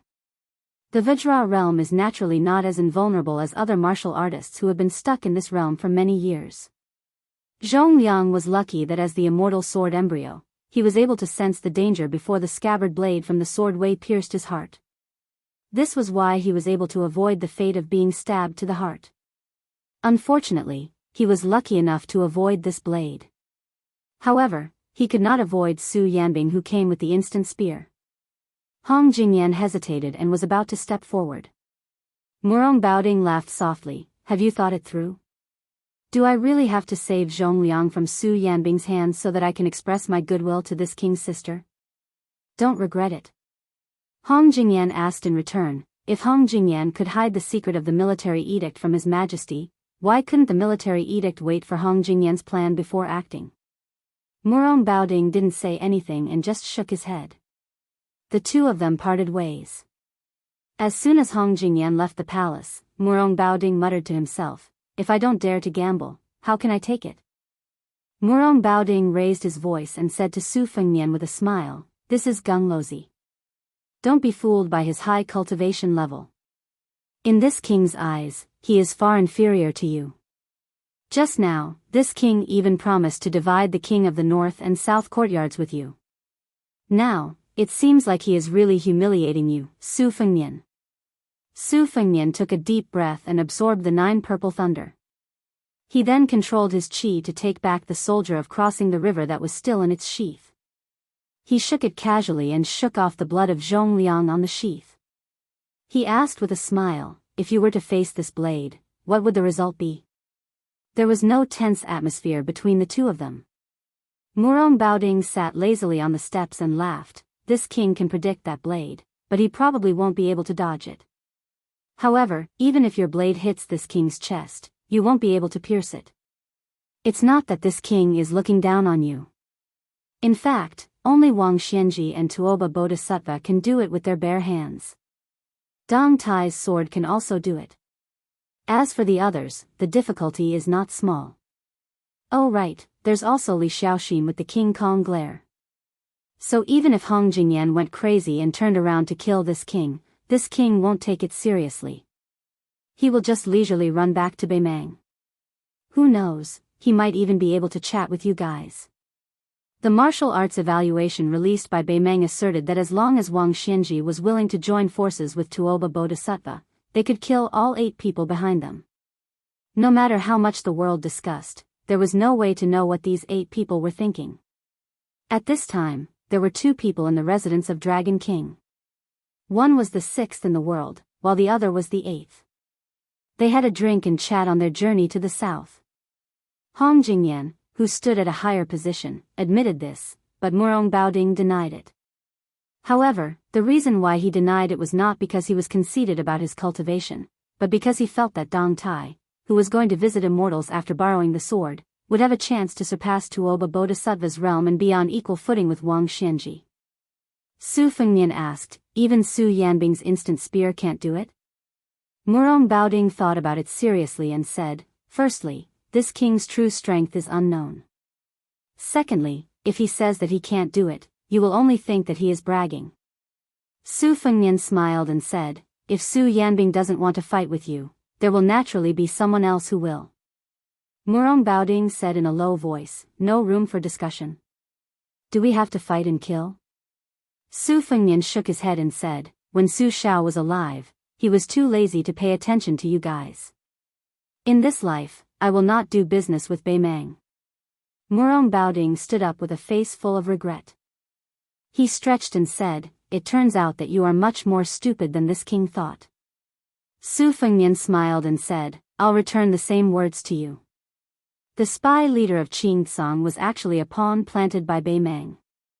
After lying to Zhou Junshan about the military situation, he had already disappeared.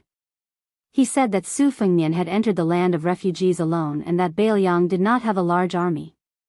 In fact, he was only half right. Other than the young king of Beiliang, who was supposed to be the son of a rich family, there was also a mighty cavalry of 1,000 men. However, there were less than 100 men in armor. The remaining 800 to 900 men were wearing kasayas. Their bald heads were very eye-catching. It was actually a scene of a large group of monks heading west. There was only one carriage. Nearby, there was a huge black tiger running around. From time to time, it would stop and turn its head, waiting for the carriage. The cavalry on both sides were all heavily armored. Even the ignorant and inexperienced people in the land of refugees could tell at a glance that this was the Longxiang army that had destroyed 3 important towns of Beimang last year. They were the elites of Beiliang's elite cavalry. It was the 30,000 dragon elephant cavalry that had trampled half of Gusai state into pieces. Who in the southern court was not afraid of the black-clothed youth's invincibility? Beiliang had always been close to Buddhism, especially after the Liang imperial court destroyed Buddhism. Countless monks and monks fled to Beiliang Taoism, which seemed to be the only worry-free pure land left in the world. Then, the new king of Beiliang suddenly ordered all the monks in Liangzhou to enter the land of refugees to preach Buddhism. He also promised that there would be armored cavalry to protect them. Most of the foreign monks were afraid that they had just left the wolf's den and entered the tiger's den. For a while, they took a wait-and-see attitude. Fortunately, the king of Beiliang did not make things difficult for them. He only ordered the 600 local monks in Liangzhou to gather and head west, without any resistance. However, there were more than 300 foreign monks who still had the idea that if they did not go to hell, they would die. In addition to Liangzhou, there were also monks from Yuling and Liangzhou who set off quickly. Many monks who chose to give up the risk regretted when they learned that the Black Tiger, who had listened to the great immortal Qi Xuanzhen's scripture, was also in the cavalry. Many monks who were familiar with the ways of the world wanted to mend the pen after the sheep were lost. They tried to secretly follow the cavalry, but they were mercilessly driven back to Liangzhou by the border cavalry. After the Beimang spy Taoist Qing Huai, who had been dormant in Qingrong Temple for many years, was killed by Beiliang's falcons, monk Huang Deng, who was a famous monk in Gangnam-do, witnessed the death of the old Taoist with his own eyes. The old monk Huang Deng became the new abbot of Qingrong Temple. This time, the new king of Liang ordered the monks to go west to the land of refugees. The old monk Huang Deng was the first monk to take the initiative to go to Liangzhou, and he was also the most famous one among them. Therefore, monk Huang Deng was specially allowed to ride in the carriage by Beiliang, which was a great honor. However, the old monk Huang Deng seemed to be a little restless along the way. He was not an old monk who bowed in front of the powerful. Monk Huang Deng was known for his teachings in Gangnam-do. Even when facing the honorable provincial governor, he was treated the same as a peddler. The reason why the old monk Huang Deng was uncomfortable was that the younger brother of the new king of Liang was sitting in the carriage. It was Su Longxiang, who had massacred the city and killed the surrendered soldiers at the border last year. If that was all, the monk would not be so restrained. The main reason was that this prince was not barefoot and dressed in black like before. Instead, he was wrapped in an extremely strange bright red armor, revealing only his eyes. The carriage was filled with murderous intent. Monk Huang Deng, who was known for his Buddhist aura, was pitiful. Some distance away from Qingsang City, a falcon was hovering at a low altitude. Hearing the sound, the talisman armor suddenly stood up and left the carriage. The young man in armor began to run wildly. Before the red armor entered the residence of Dragon King, which was located at the westernmost position, it had smashed the entire Qingsang City in a straight line. The Great Vajra Realm against the Great Vajra Realm. Chapter 1001. As soon as Zhong Liang broke through the wall, someone immediately broke through the wall and came over. Moreover, this guy was dressed in bright red. The key point was that he looked like a very valuable family property. This made the money-grubbing young man widen his eyes in envy. He felt that if he had this outfit, he would be very impressive. The foodie girl, who was more talented than her brother, was no exception. She hid behind Murong Baoding and stuck her head out, staring intently. At this time, Murong Baoding's heart was more ridiculous than angry. Did this Su guy just use an armor to send him away? He had heard that there was a talisman general armor among the 4 grandmasters of Liyang. He was a good-for-nothing who had been skinned alive. Murong Baoding had always been prejudiced against these so-called masters who used external objects to abuse their power. He looked at Su Fengnian with a gloomy face and said, "This king has already been rejected by Hong Jingyan once. This king's patience is running out.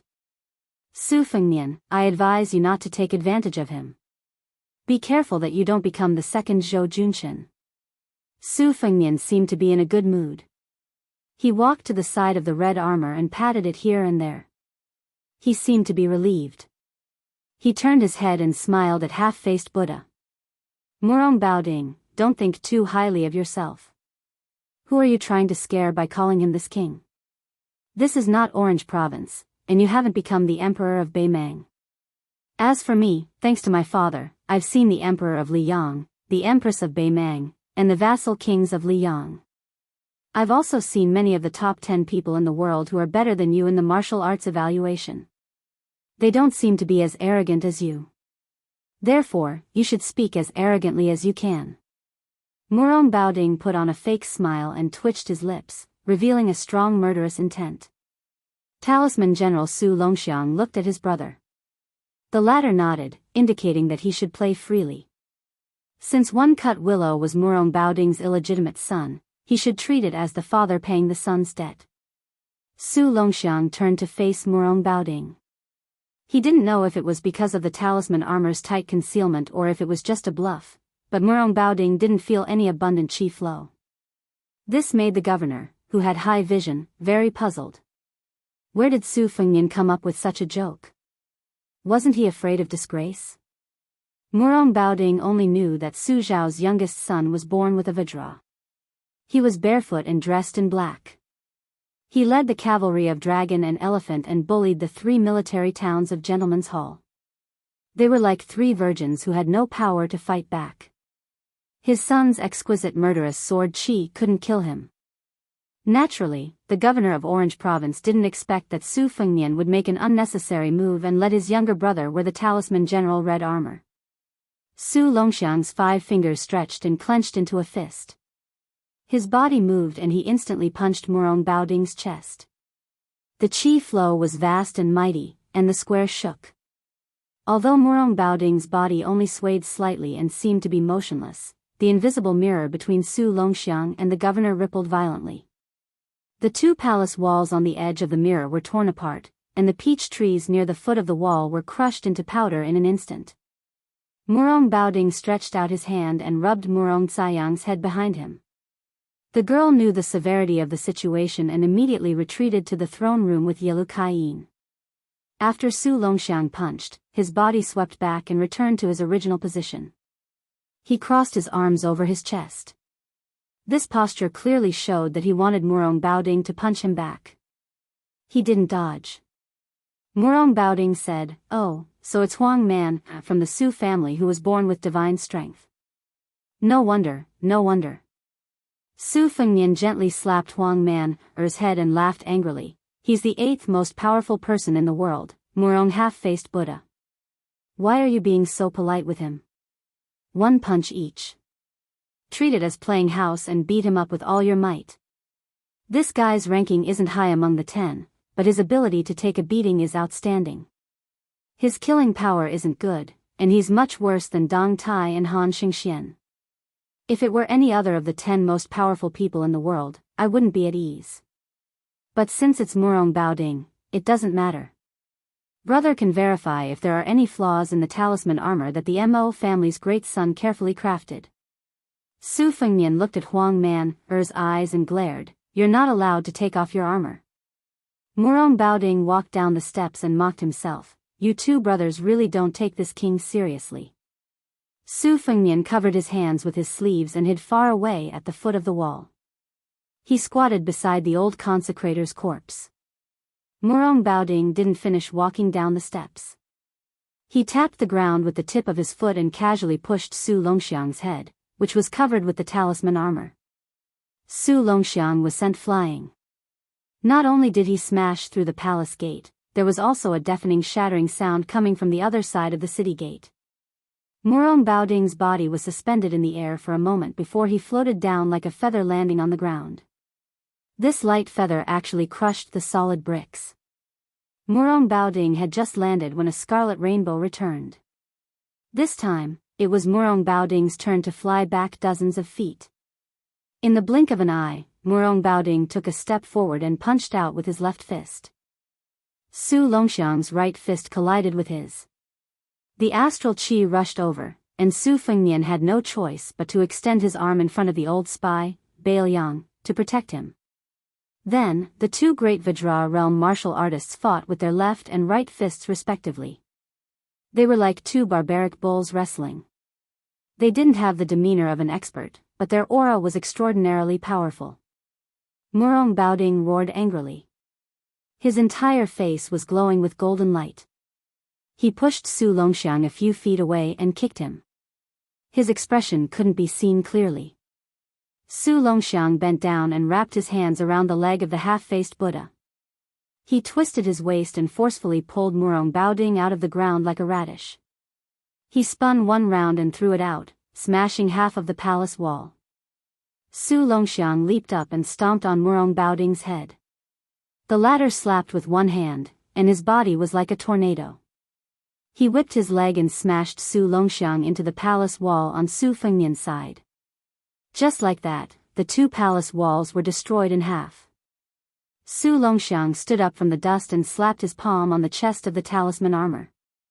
His qi flowed in layers and dispelled the accumulated dust on the talisman armor. The red armor was still bright and didn't have any flaws. Su Fengnian grinned happily. For the past half a year, the group of old men in the machinery bureau was only one step away from being forced to hang themselves by him. Even the two great masters of Mo, who used to be easy to talk to, didn't give him any face. Later on, whenever they heard that he had come to the machinery bureau, they would simply use the lame excuse of seclusion to hide. Otherwise, they would say that they were old and their backs were sore and their legs were cramping. Su Fengnian just had to shamelessly argue with these old men to see who was more shameless. Fortunately, this talisman armor, which involved materials, Taoist talismans, Buddhist incantations, and other vast problems, was finally completed on time. In fact, later on, the old men were addicted to studying it. When Su Fengnian said that he wanted to take it out for a walk, the two great masters of Mo looked at him with resentment as if he had stolen their wives. They even threatened to fight the king of Biyao to the death if it was damaged in the slightest. Fortunately, Su Fengnian threw out a huge bait. He said that no matter how much manpower, material, and financial resources Biyao had to build the talisman armor to the level where it could withstand heavenly thunder. He even provoked them by asking if they dared to go against heaven's will. This made the eyes of a large group of old men immediately light up. They turned around and ran to draw the blueprint. They really ran, the kind where they ran away like a wisp of smoke. Su Fengnian looked up and saw that the throne room was still fine. The palace walls had already disappeared, but Huang Manor had somehow wrapped his hands around Murong Baoding's head and tucked it under his armpit. The two of them bumped into each other like this. After they bumped into the palace walls, they went to find trouble with the palace walls. Su Fengnian returned the favor. After he broke free, he grabbed Huang Manor's ankle and used the talisman armor as a knife to cut rice paper, cutting a gully in the middle of the palace walls. Huang Manor did not fall behind. He stepped on Murong Baoding's chest in the air and kicked the half-faced Buddha, who was known as the immovable wisdom king, to stagger. Then, the two of them began to fight back and forth, punching each other's heads. After each punch, the talisman armor and the half-faced Buddha were unharmed, but the ground under their feet cracked inch by inch. Huang Manor was still fine. He had the talisman armor on him, so he did not appear to be in a difficult situation. However, Murong Baoding's clothes were already in rags and he looked like an old beggar. He did not have the slightest bit of the bearing of a Baimang military commander. Chapter 1002. Murong Baoding casually picked up an iron spear from the square and smashed it into the talisman armor's waist. The talisman armor was fine, but the iron spear shattered from head to tail. There were still many iron spears on the ground, but they were all picked up by Murong Baoding. During this time, 2 iron spears were aimed at Huang Man-er's eyes, but they didn't succeed. The iron spears that were supposed to shatter were also shattered. Without the palace walls blocking his view, Su Fengnian's line of sight was still quite wide. When he saw this scene, he couldn't help but tremble with fear. He had intentionally looked down on Murong Baoding, who was the 8th most powerful person in the world. However, the half-faced Buddha's methods weren't as powerful as the other 9 people's. However, that was only when compared to Wang Xianji, Tuoba Bodhisattva, and Deng Tai Yi. It didn't mean that Murong Baoding was a coward who only knew how to take a beating. The half-faced Buddha's punches and kicks weren't as powerful as Huang Man-er's. If it were an ordinary martial artist in the Vajra realm, they would have been beaten to a pulp.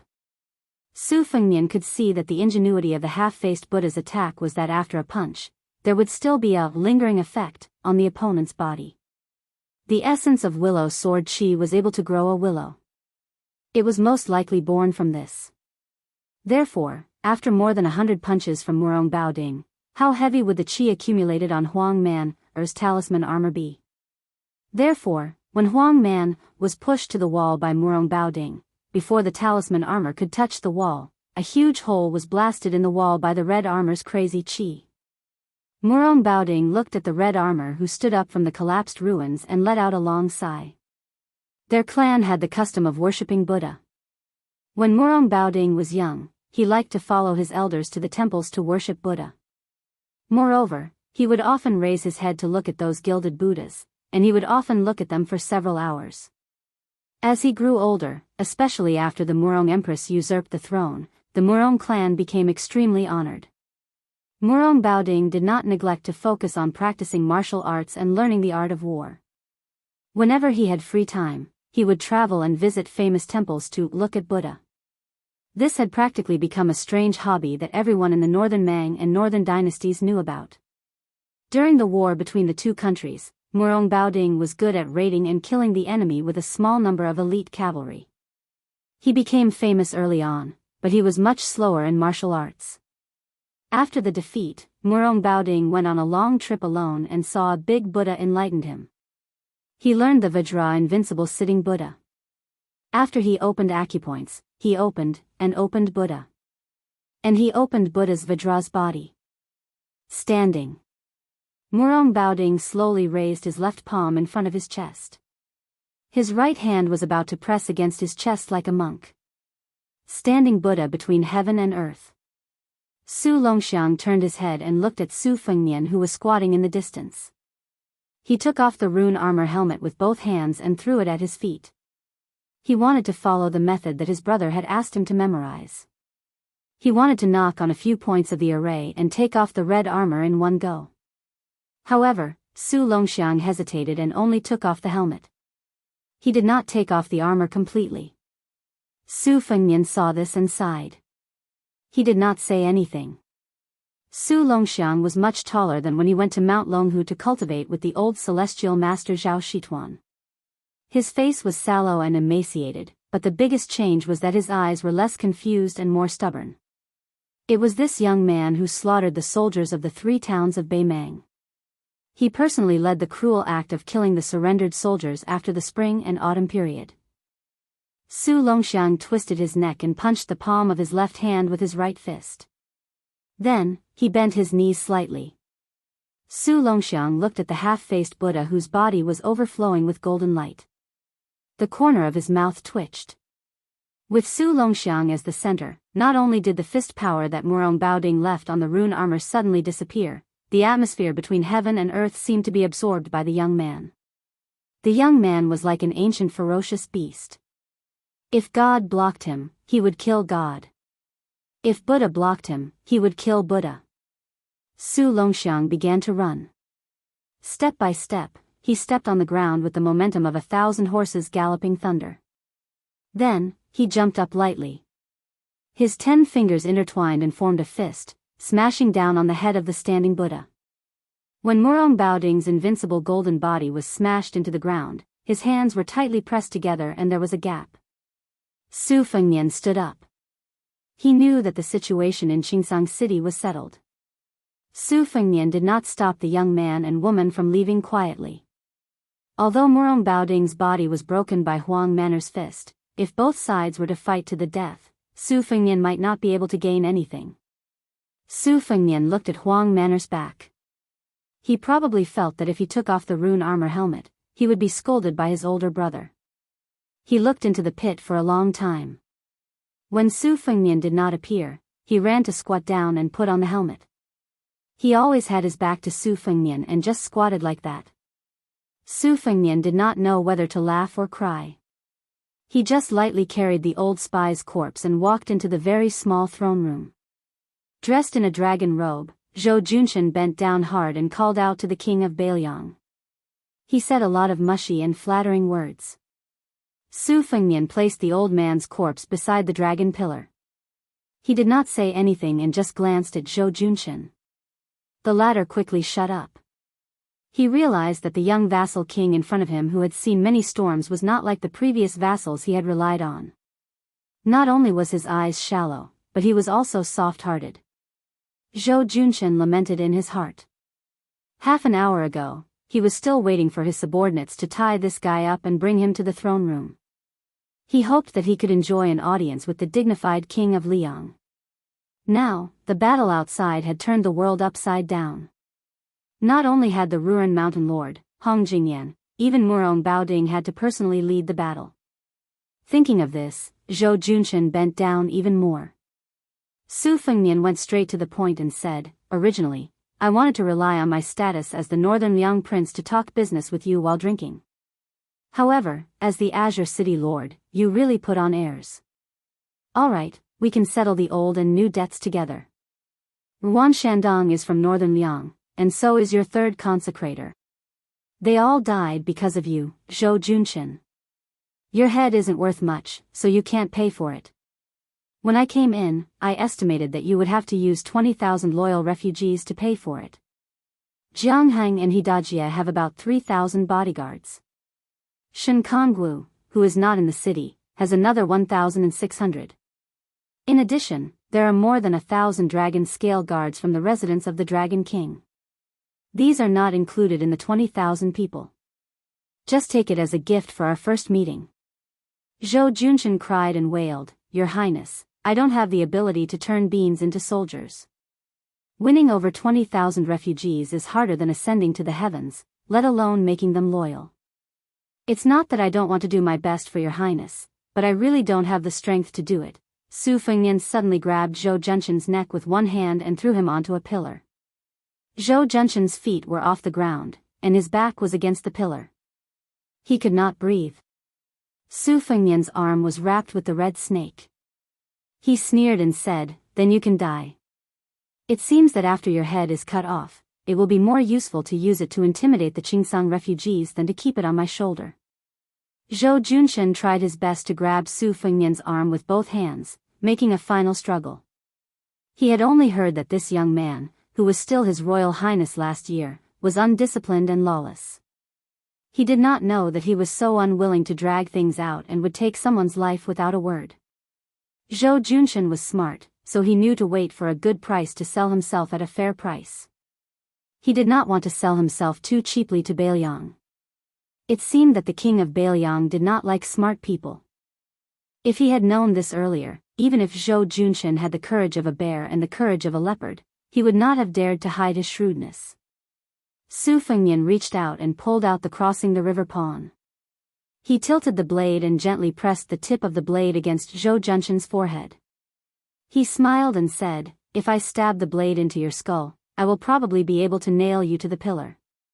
Emperor, I have always wanted to kill you, so it's not a bad idea to try it out on you first." After an unknown amount of time, Zhou Junshan slowly regained consciousness and opened his eyes with difficulty. He was in a trance and his vision was blurry. Could it be that he had arrived in the netherworld, or was he still walking on the road to the Yellow Springs and had not crossed the bridge of helplessness?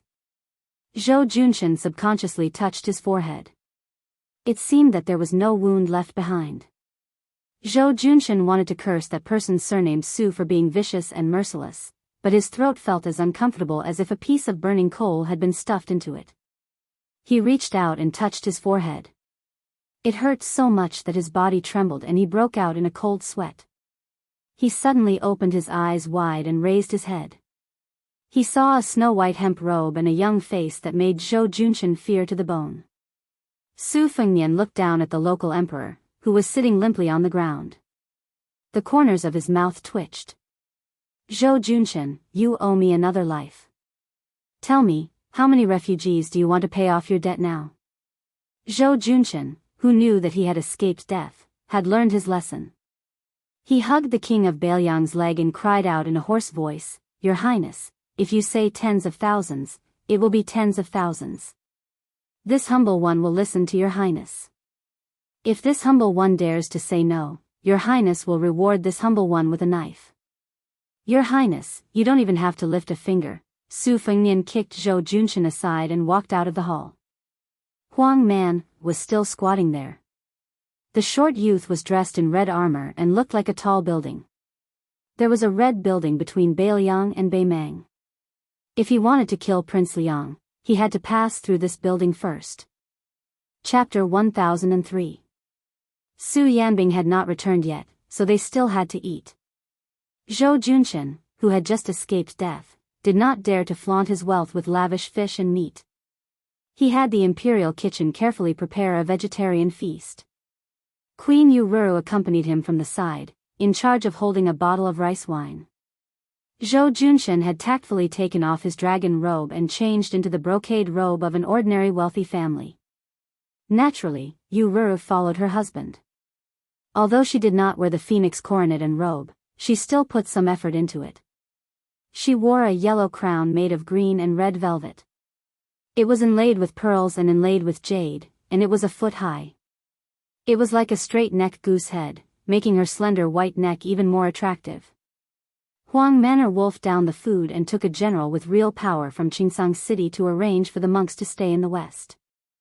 Zhou Junshan carefully glanced at the king of Beiliang, who was chewing slowly, and made up his mind to accompany him to eat, drink, and smile.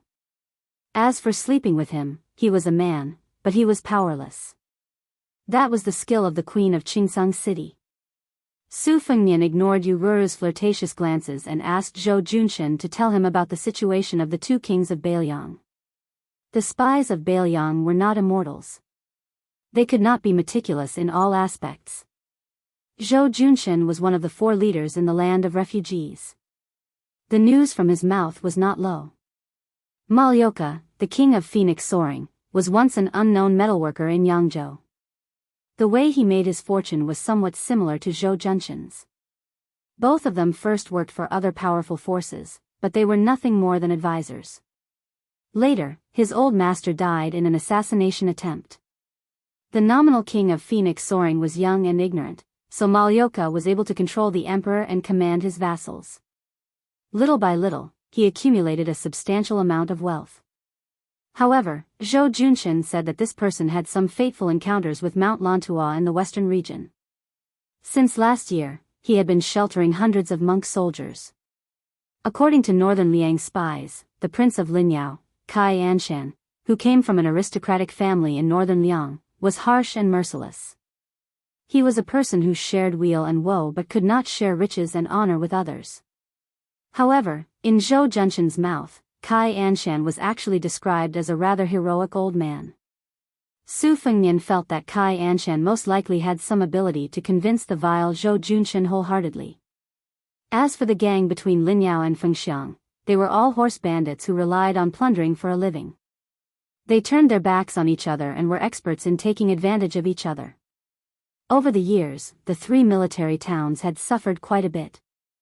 Moreover, this group of horse bandits were often bold enough to cross the border and plunder from Northern Mang's southern court. Once, one of Northern Mang's great generals, Lu Gui, was alarmed. Not only did he personally lead an army to suppress the bandits, he also specially instructed a fatty surnamed Dong to keep an eye on this area. It was only after this incident that the horse bandits at the border of Gusai province were reduced by a lot. This lawless gang was stationed at Stone Mountain. Zhou Junshan said that the gang leader was a coquettish woman in the prime of her youth.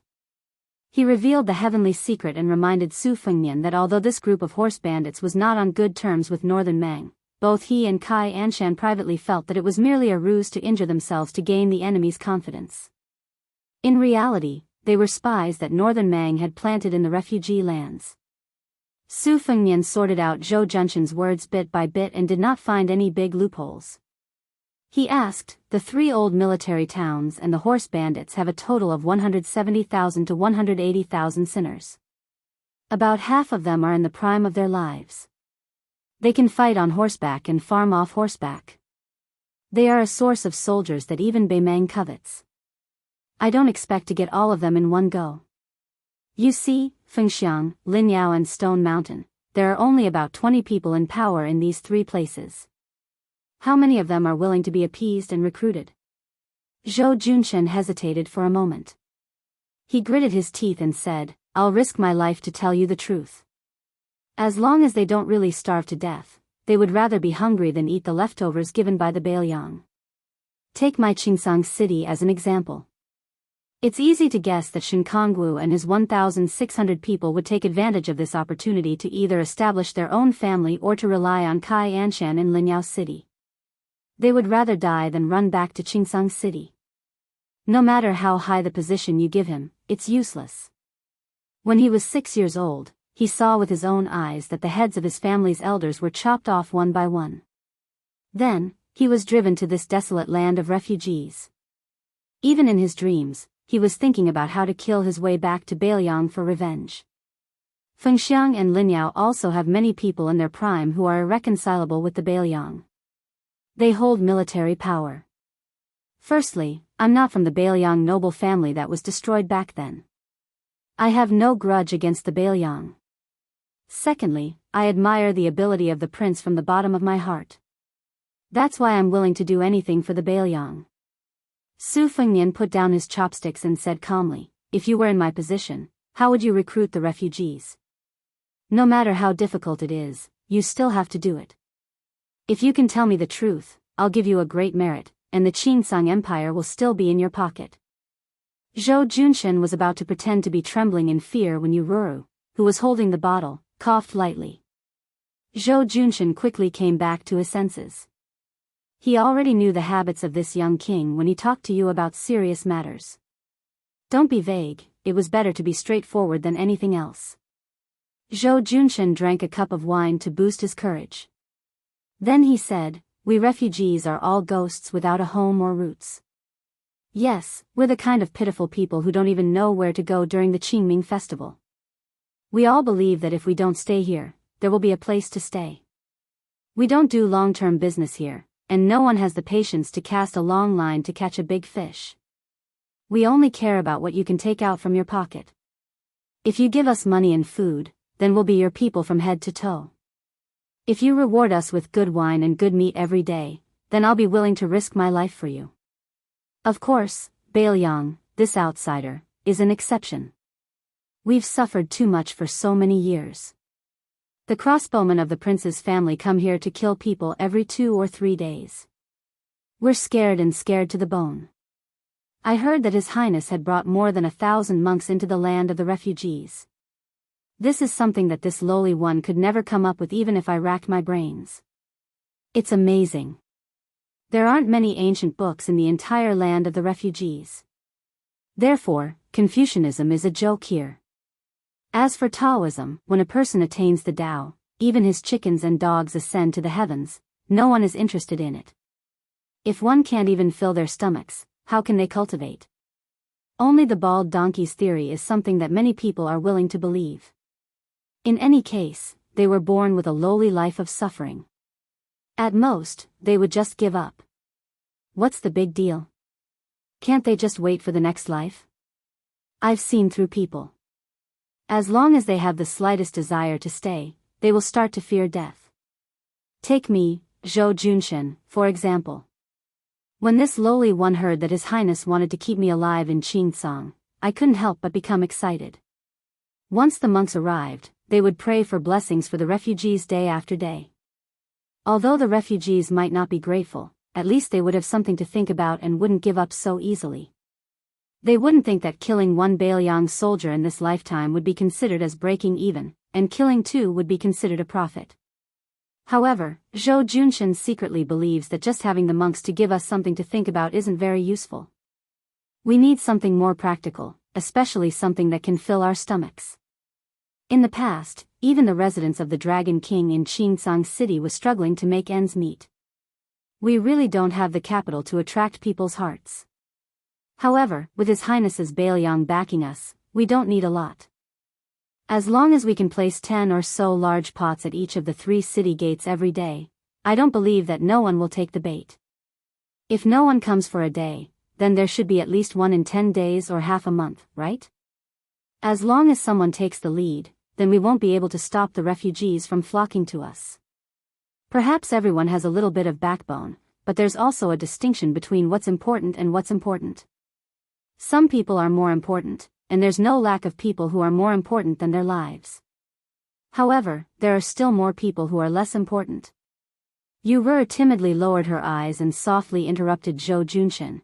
If no one dares to come, we can let the weak Qingcang soldiers pretend to be refugees. Zhou Junshen glared at her and said, "Woman, shut up." Chapter 1004. Su Fengnian waved his hand. He did not comment on Yu Ru's strategy and signaled Zhou Junshen to continue. The latter, who was full of evil tricks, drank wine to moisten his throat. His face was flushed red. It was obvious that he was in a good mood. If we only use the Biyao cavalry to crush the 3 towns, the refugees will definitely not be able to defeat them. They can hide in the western regions or even Beimang. If they scatter like birds and beasts, then they will ruin His Highness's grand plan. If they were forced into a corner by the Northern Yang Iron Cavalry, there would definitely be people who would defect to the Northern Mang Southern Dynasty in a fit of anger. I heard that in the western capital of the Southern Dynasty, there were indeed some important people who wanted to recruit the refugees for their own use. However, many of the policies to pacify the people were all bark and no bite. Presumably, they were obstructed by the western capital. Moreover, even though the refugees were poor, they were not stupid. They were afraid that the Northern Mang had ill intentions. Once they boarded the Southern Dynasty's pirate ship, they would be ordered to fight to the death with the Northern Yang Iron Cavalry. Compared to Zhou Junshen, the refugees in the Southern Dynasty had a bellyful of evil tricks. Internal strife, the ability to harm one's own people. These people who joined the Northern Mang slaves of 2 surnames are all carrying the experience slowly accumulated by generations of old ancestors for hundreds and thousands of years. Aren't the history books tirelessly teaching the scholars of the younger generation how to kill without shedding blood? Su Fengnian had a new level of respect for him. He smiled pleasantly and said, "Don't be sentimental. Let's talk about serious matters." Zhou Junshen quickly nodded like a chicken pecking rice. He said, "Zhou Junshen has a plan. There are 4 words, divide and conquer. There are 2 types of division. The first type is territorial.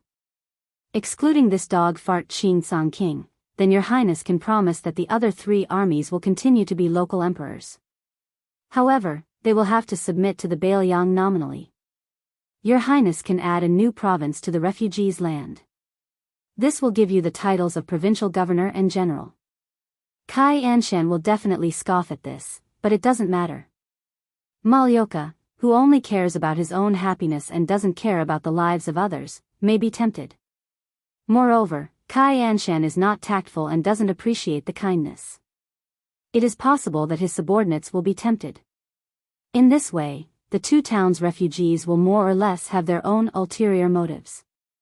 In any case, if they defected to the Biyao, when the time comes and they really have to fight to the death on the battlefield, it will be the soldiers under their command, not the officials. However, this matter still needs to be told by your highness personally. The second type of division and conquer is targeted at the refugees themselves. Some of them are abandoned soldiers who committed serious crimes in the Biyao army. These people will be pardoned. There are also some people who are from the tyrannical families in Biyao in the recent 10 years who were driven here. Your highness can restore their family property in Biyao. If they have official titles, you can just return them. If you think too highly of them, you can reduce their family property by half and reduce their official titles. As for the earliest batch of refugees and locals, the people who surrounded them did not change their nature and were the largest in number. However, it was not necessarily true that they were impenetrable. Their ancestral businesses and ancestral graves were all within the borders of northern Liang, so they were allowed to return to their hometowns to worship their ancestors. After witnessing the prosperity of their hometowns in northern Liang, some of them would eventually be willing to return to their hometowns and return to their hometowns. There were also some desperados who had nowhere to escape and could only seek refuge in the land of refugees. Some of them were Jianghu people of the Central Plains, and some were descendants of officials who hated the Liang imperial court to the core. These people were even easier to deal with. As long as the prince issued an order to open the gates of northern Liang for them, they would be the most willing to leave the land of refugees. There is one more thing that I have to be bold to say. Your Highness has great ambitions and no one can match you. Therefore, Biyao will definitely be able to take in the hundreds of thousands of refugees. However, your table manners will have to be better. How can you do that? Once the sinners from the 3 towns are recruited, for example, they will not be in a rush to join the border army and instead be sent to the relatively stable Lingzhou. However, their salary can be very low, much lower than the border army and even the Lingzhou army. Once they have integrated into Biyao, they are originally people who can't stand loneliness and most of them don't have anything to worry about. At that time, they will probably start thinking about going to the border to obtain military merits. I've gone too far. Prince, please don't blame me. This lowly one will speak a bit more closely. If you want to succeed by dividing and ruling, it is nothing more than the method of combining kindness and might that all those in power since the ancient times are fond of using. This lowly one has already said that giving an official's hat, giving a starving person a mouthful of food, and removing a criminal's name is all prince's great kindness and benevolence. In order to establish prestige, the prince doesn't necessarily need to personally take action like today. The young prince only needs to bring several thousand dragon elephant cavalry with him. The young prince has already made an illustrious name for himself, an unrivaled general who can kill Northern Mang's elite soldiers like cutting rice. With the prince's grace at the front and the young prince's cavalry trailing behind, even if their bones are tough, they aren't as tough as the refugees, so they can only go with the flow and surrender. In any case, losing to this kind of hero isn't shameful at all, right? As for the remaining stubborn people, if they want to die, then they can go and die. From the 300,000 Beimang cavalry that the old prince handed over to you, who would be so careless to kill? Yu Ruru quietly curved her eyebrows. She was carefully observing the young vassal king's expression at all times. It seemed that her husband's nonsense was not able to keep his position as the ruler of Qingcang, but at the very least, he didn't fall into a worse situation. Su Fengnian smiled. You and a certain person's strategy of governing the refugees coincides a bit. You have about 50 to 60% of his skill. However, I have never been to the land of the refugees. I am different from you. Zhou Junshin subconsciously bent his waist even though he was sitting. He said with a flattering expression, this little one is just making things up. I don't dare to compare myself to the expert beside your highness. If there is a 10 to 20% similarity, then it is like stepping on dog shit. Su Fengnian stood up. Zhou Junshin quickly followed. Su Fengnian said, Zhou Junshin, I will give you 2 choices. Either you stay in Qingcang City and assist that person, or you go to Lingzhou and become the governor of Fik County. However, I feel that it is safer for you to choose the latter. With your backbone, when you encounter a life and death situation in the future, you will definitely become a Biyao traitor. At that time, I will definitely want you to die. A person like you can barely be considered a capable official if you become a peace official. Biyao lacks officials, but we don't need honest and upright officials who do nothing. When the time comes, you can be greedy. I don't mind, but you must remember not to delay your work for the people of Biyao. Greedy officials, greedy for more and greedy for less. They only have 1 mouth and 2 hands, how much can they eat and take? Moreover, the truly valuable things can't be brought to the coffin. The rich family property is there for display. If you really want to use this as an example, the military power of Beiyang's border can be raised to another level. However, the Su family is not at the end of the line yet. Zhou Junshin and Yu Ruru, who had knelt down to express their gratitude, looked at each other. They could see the fear in each other's eyes. Su Fengnian said indifferently, "Both of you, get up. You can probably stay in Qingsang for another month or so."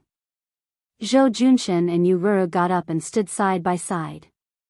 Su Fengnian suddenly smiled at Yu Ruru and said, "I have given Zhou Junshen the position of governor. I don't have anything to give you. Your situation has been written in Biyao spy reports. At the very least, as long as you are unwilling, no one will be able to make you take off your clothes in the future.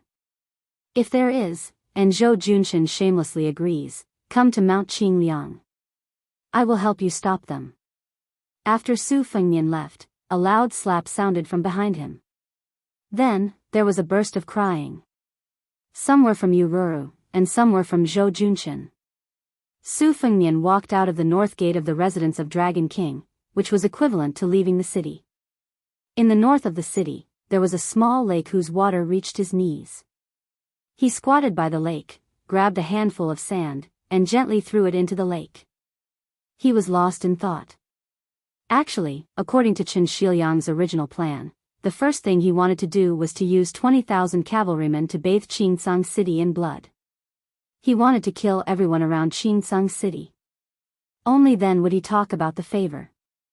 Malyoka's soldier monks were actually a deal between Su Fengnian and the six-pearl bodhisattva of Mount Lantua. Of course, Malyoka did not know the inside story.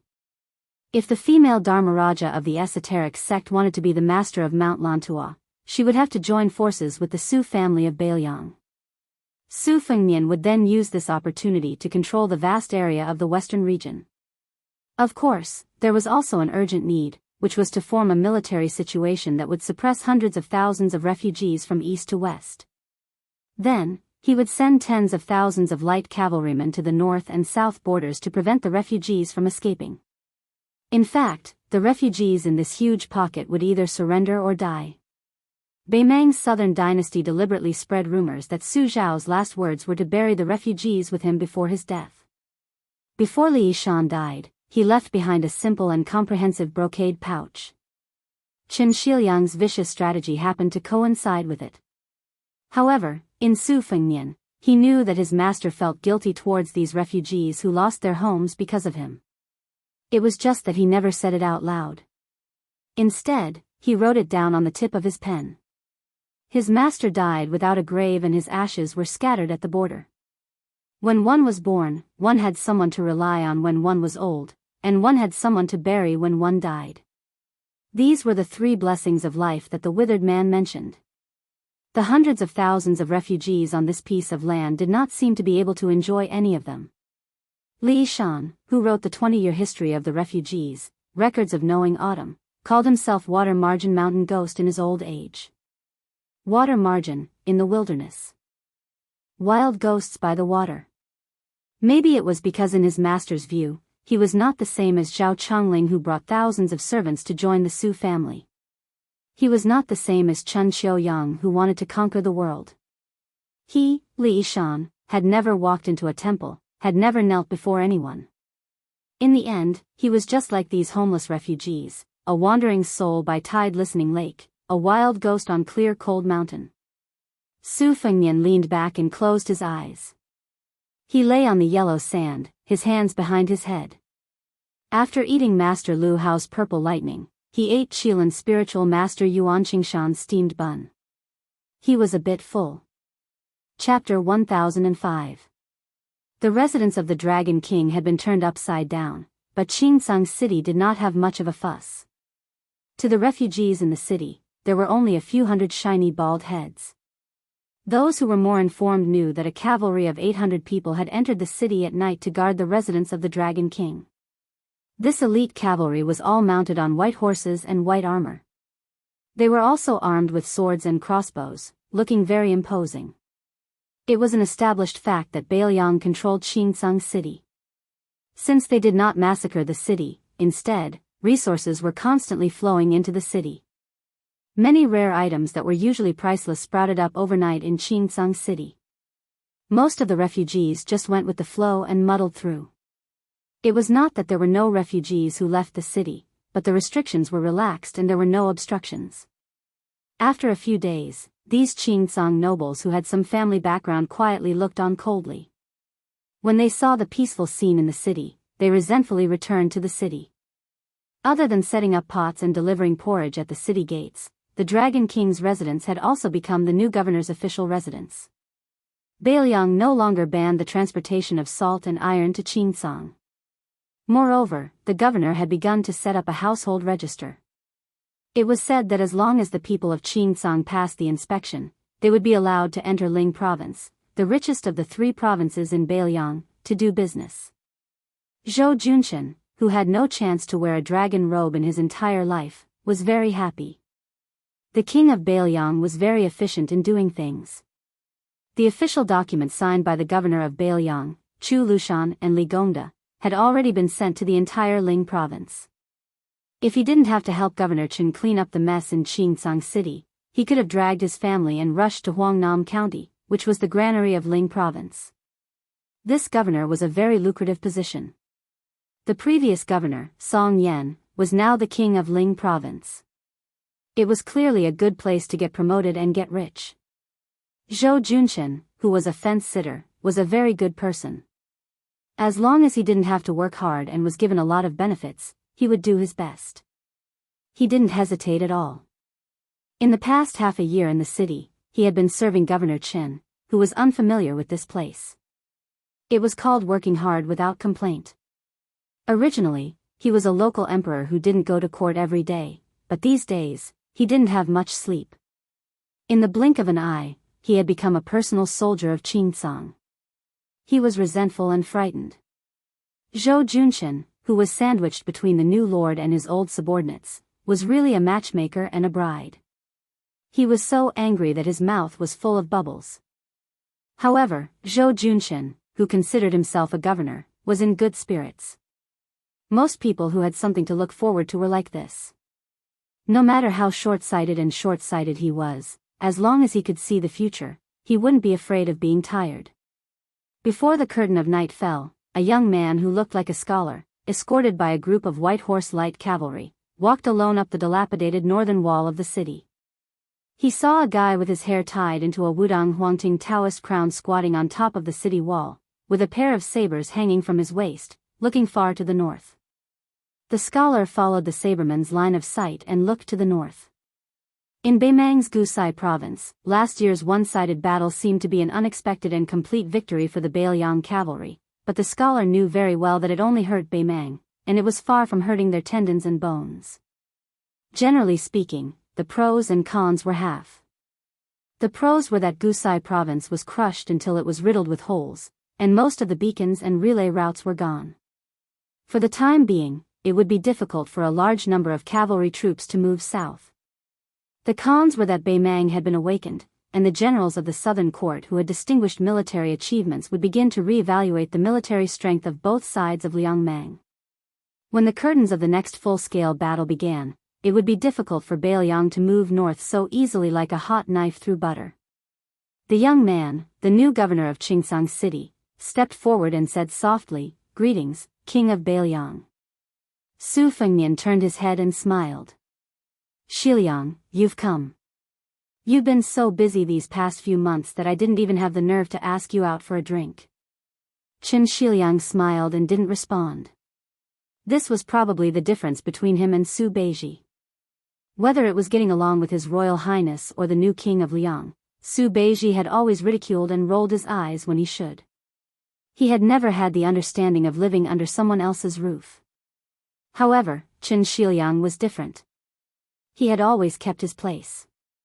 At that time, His Royal Highness's trusted aides parted ways. Su Beiji was sent to Longqing County, while Qin Shiliang lived in seclusion in the king's mansion on Mount Qingliang. He lived in a side room on the top floor of Tide Listening Pavilion and read all kinds of books.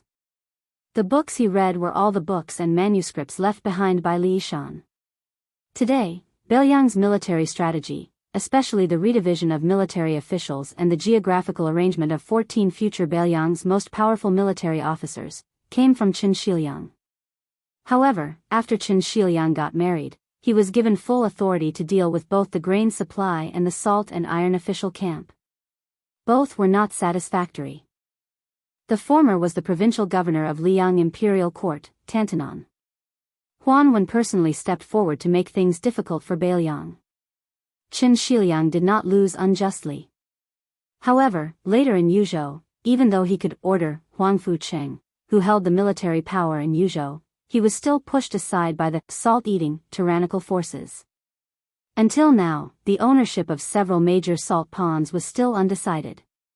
This made many high-ranking officials of Beiliang scoff. In private, they laughed at this scholar who was about the same age as Su Beiji of the Beimang aristocratic family and left the mountain at the same time. They said, "Sure enough, a poor family does not have a noble son." Then, Qin Shiliang, who had yet to achieve victory, was urgently summoned back by the new prince of Liang and thrown into a refugee land in the middle of nowhere to fend for himself. The governor of Qingsang City? Compared to any governor of Lingzhou? If this was not clearly demotion, then what was? Looking back at Su Beiji, he was already a provincial governor of Beiliang, second only to the administrator. Comparisons were odious. Chapter 1006. It was said that wudong trees could attract phoenixes to rest, but in reality, they liked sunlight and could not tolerate cold. Their sprouts were especially weak. It was hard to imagine that a wudong tree could survive in a place like Beiliang. However, since it was born in His Royal Highness's private residence on Mount Qingliang, it was equivalent to being born into a good family. Not only did it survive, but it was also abnormally luxuriant. It was just that the wudong trees in the Wutongan were growing pleasantly, but the courtyard was somewhat gloomy and miserable. Probably because the Qingming festival was approaching, the people underground missed the people above too much. Therefore, there was a silent death in the Wutongan. It was Cucumber from the Vermilion Bamboo Forest. This second-class servant girl's name had long been forgotten. When His Royal Highness returned from his first trip to Jianghu, the eldest son of the old Prince Liang, who loved eating cucumbers, gave her the vulgar nickname of Cucumber. At that time, she had protested, but later she got used to it and accepted it with hidden bitterness. Cucumber's death was sudden and inexplicable. She died when the new Prince Liang was coincidentally not on Mount Qingliang. Many people were caught off guard. The servants of the prince's residence outside of Wutongan did not dare to say anything. Even the people in the courtyard kept quiet out of fear. Su Weisheng, who was in charge of all military affairs in the Wutongan, did not say anything. The funeral was simple and rushed. Su Fengnian returned to the prince's residence from the refugee area with a light carriage. He still did not go to the Wutongan that he rarely visited. Su Weisheng, who was sitting in a wheelchair, found him at the pavilion on Tidehark Lake and handed him a suicide note written by Cucumber before she killed herself. Su Fengnian took it and threw it into the lake without even looking at it. A thin piece of sandalwood flowery paper landed lightly on the surface of the lake. After soaking wet, it slowly sank into the lake. It did not even cause the slightest ripple. The suicide note and the woman were the same. They floated lightly, as if they were insignificant. Su Weisheng calmly told Su Fengnian that after Cucumber finished writing the letter, she used a pair of chopsticks to stab through her neck in her room. She fell over the table and died in a very strange manner. It was only at dawn the next day that she was discovered by Biyao, who was also a second-rank maidservant and had called her to the main room. Su Weisheng also said that in the letter, Cucumber admitted that she had been a spy planted by the imperial court in Beiliang since she was a child. She had betrayed the imperial court twice in her life. The first time was when she ventured into the refugee area on her own after returning to His Highness. The second time was when she revealed Bei Mang's whereabouts. At the end of the letter, she said that she hoped that His Highness would come back alive to see her will.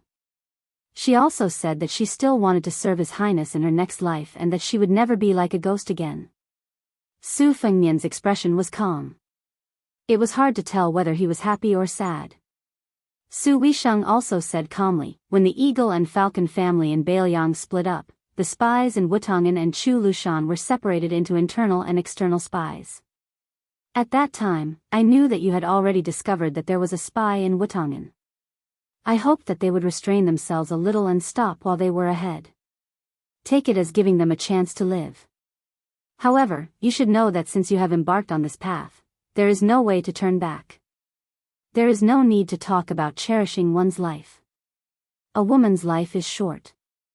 Moreover, she is a female spy. After all, she can still decide when and how she will die. She didn't suffer before she died. None of the female spies who were dug out from behind the flames of war in the spring and autumn war were as fortunate as her. Su Fengmian sighed and fiercely rubbed his cheeks. His words seeped through the gaps between his fingers. They were slightly unclear. There is another spy who is involved with Bei Mang.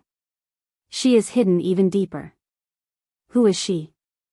Without her leak, not to mention alerting the Orange Province's disciplinary magistrate, Murong Baoding, even Hong Jingyan wouldn't have rushed to Qingsang City to kill me. These two people have chosen the right time. It is obvious that they have been carefully deduced by Bei Mang's think tank.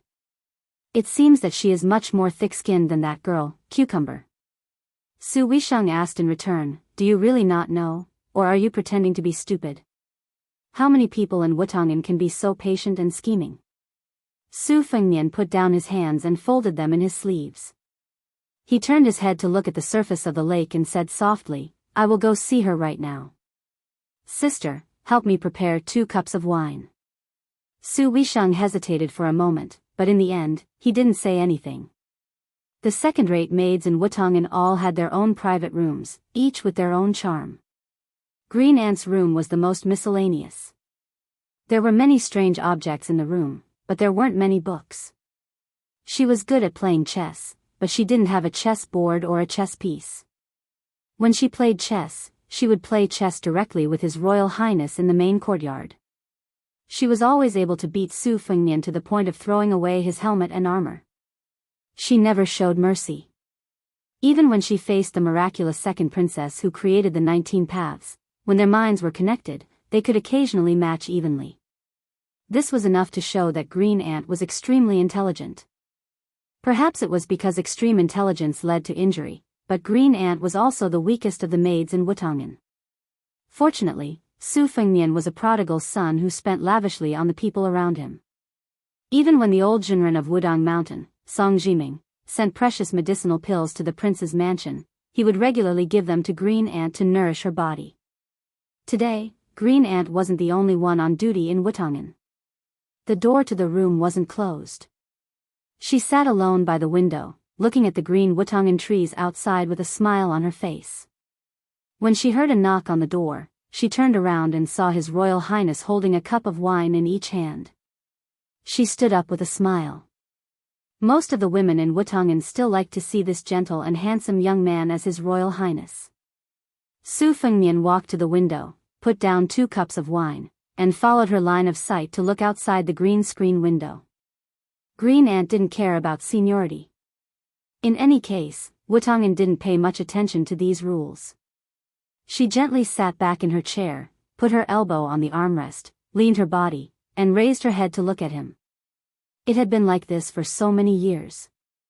This man had always been staring at Biyao, the Jianghu, and the country. She could only look at his side or back. At most, she could only see his front when they were playing chess and drinking. Green Ant smiled gently and asked, Cucumber is a fool. Your Highness, don't you think so? Chapter 1007. Su Fengmian didn't shift his gaze. He nodded and said, in this courtyard, she's always been the stupidest. Her handwriting is the ugliest, her chess playing is the worst, and her zither playing is also lacking in spirit. Every time you guys instigated her to go and provoke bad luck, to assassinate Yu Wei, to assassinate Pei Nanwei, to assassinate Lu Qingyan. She attacked from all sides and made enemies on all sides. Even after taking the blame, she still thinks that she's a righteous and indomitable heroine. Every time I wanted to scold her, I didn't know how to open my mouth. If I scolded her in a roundabout way, she would definitely take it as a compliment. If I scolded her directly, she would cry to death. The stupidest one of us became a spy. In the end, she was really stupid to death. So I don't blame her, because she's just a silly girl. Besides, she still has her parents in Lianjiang Prefecture, so she had no choice. But what about you? You've always been the smartest one in this courtyard. My sister said that you have no relatives or friends in Beimang, so why were you willing to risk your life for the barbarians? For fun? If you had switched sides earlier and been content to be a Biyao woman, Green Ant, who would have been able to come to Wutongan to kill you? Zhongliang? Murong Baoding? Or Hong Jingyan? The latter two, the top 10 martial art masters in the world, were both called to Qingsang City by you. Didn't they still fail to kill me? I really don't understand. Green Ant said calmly, Your Highness, why don't we drink wine and chat? Which cup is Your Highness, and which cup is mine? Just take it as a farewell for me. I'm braver than Cucumber, and I'm more shrewd. I also hope that Your Highness will be able to return home alive, but I want to be able to talk to Your Highness again. Cucumber doesn't dare. Not only is he stupid, he's also a coward. Su Fengnian laughed coldly and said softly, He's already a ghost. It's good that we're here before Qingming Festival. Green Ant shook Su Fengnian's sleeve, her eyes blurred as she looked into his eyes. This beautiful and intelligent woman muttered to herself, We are both women, why should I be a maid? Why should I call myself a servant when I see Your Highness? Why should I only be able to look at you from afar for the rest of my life? I'm not stupid, I dare to kill people, I can even kill people on paper. I also have a name, I also want to get married, I want to be a good wife and teach my children. I have too many ideas, but Your Highness, do you know what my biggest idea is? I remember when His Highness came back from the capital, he drank with me and talked a lot about dreams. He said that the dream of a homeless dog was to have a home. It was said that the dream of a soldier crossing the river was to be able to turn back after crossing the river. It was said that the dream of a swordsman was to enter the Jianghu with a sword and leave the Jianghu with a sword. It was also said that you don't want anyone to die because of you. You don't want to see the people around you die one after another. So my dream is to make you look at me one more time, really look at me, just like now. You can only remember me when I'm dead. You can hate me for as long as you live. Su Fengnian shook back his sleeve, not letting her grab it. Green Ant exhaled and smiled sweetly, I'm done talking. I can die now. Your Highness, you can leave now. Don't dirty your eyes. I don't want to make Your Highness feel guilty before I die. Su Fengnian turned and left. Not long after Su Fengnian left the room, there was a slight squeaking sound of a wheelchair outside the room. Green Ant didn't turn to look at the woman who was colder and smarter than herself. She bent down and reached for a cup of wine. Is this the Green Ant wine prepared by the second commandery princess? Green Ant didn't look at the woman in the wheelchair, and the latter didn't look at Green Ant either. Her expression was indifferent. Green Ant snorted softly, then it's the same. The Green Ants were really smart. If His Highness personally prepared 2 cups of Green Ant wine, 1 cup would be dove wine, while the other cup would naturally be ordinary Green Ant wine. Whether the Green Ants lived or died would depend on fate. However, if it was the second commandery princess Su Wishang who gave her 2 cups of wine, she was destined to be poisoned behind His Royal Highness' back. Therefore, it didn't matter which cup she drank. Green Ant picked up a cup of Green Ant wine and drank it in 1 gulp. It was so fast that she didn't even taste the wine before she picked up the second cup and drank it in 1 gulp. Since she was going to die, it was better to drink an extra cup of wine. She had played chess with the second commandery princess many times and won only a few times because she had accumulated advantages bit by bit. Green Ant sat back in her chair and waited for her death. After a long time, Green Ant frowned. She heard Su Wishang say coldly, I did prepare 2 cups of poisoned wine for you, and I also guessed that he would change the 2 cups for you. He wants you to drink 1 cup of wine and feel lucky that you're still alive. Then, you'll leave Bailiang and find a beautiful place to hide. You'll be able to live with a clear conscience. However, I won't let you leave this courtyard so comfortably. I'm here to force you to drink 2 cups of wine. I'll let you, an ungrateful wretch, know who's the one who owes whom. He doesn't want you to die, but at the same time, He wants you to live comfortably. I'm not that kind. You can only die of old age. I'll let a few elite falcons follow you for the rest of your life. A voice interrupted the quarrel between the two women. That's enough, sister. Su Fengnian came back and pushed the wheelchair away. Su Fengnian pushed her to the top of Mount Qingliang. They looked down at Liangzhou together. He said softly, my last bit of patience has been worn out. So, sister, don't worry. I won't be so kind in the future. Mother said before that no one is born to suffer. Even if a man can't treat a woman well, he can't hurt her as he wishes. He has to treat her as a real human being. Now that Wutong'an is peaceful, I don't have anything to worry about. This time, you can take it as I've made a clean break. I'll be willful with you for the last time. Sister, what do you think? Su Weisheng grunted in agreement. Su Fengnian smiled in surprise. Sister, when did you become so reasonable? I'm not used to it. Su Weisheng knocked her head hard against him. She said calmly, I saw that after you became king of Biyao, you went to the Bureau of Machine Building in the back of the mountain more often than I expected. That's why I made an exception and allowed you to be willful for once. Baoyang's Bureau of Machine Building was built at the base of Mount Qingliang. It was this inconspicuous organization that produced the best sabers, the best spears, the best crossbows, and the best armor for the northern Liang cavalry. Every saber, every spear, every crossbow, and every set of armor were only slightly better than the others. But with the addition of the 300,000 cavalrymen, how enormous and shocking was the accumulated hidden advantage. Baoyang was most dependent on gold and silver. Other than the military expenses, it was the large-scale military equipment produced by the Bureau of Machine Building. The second king of Baoyang, who guarded the northwest gate of the empire, attached even more importance to this than the old king. It was almost to the point of morbidity. Su Fengnian's eyes were resolute. He made a shooting gesture with his hand and said in a deep voice, I want to talk to Beimang Liyang about an old principle set by Su Shao. The greatest principle in the world is within the range of Baoyang's crossbows. Chapter 1008. The common people of Baoyang only knew that there was a group of people behind the mountain, living to the north of Mount Qingliang, but they had no way of knowing what they did or what their identities were.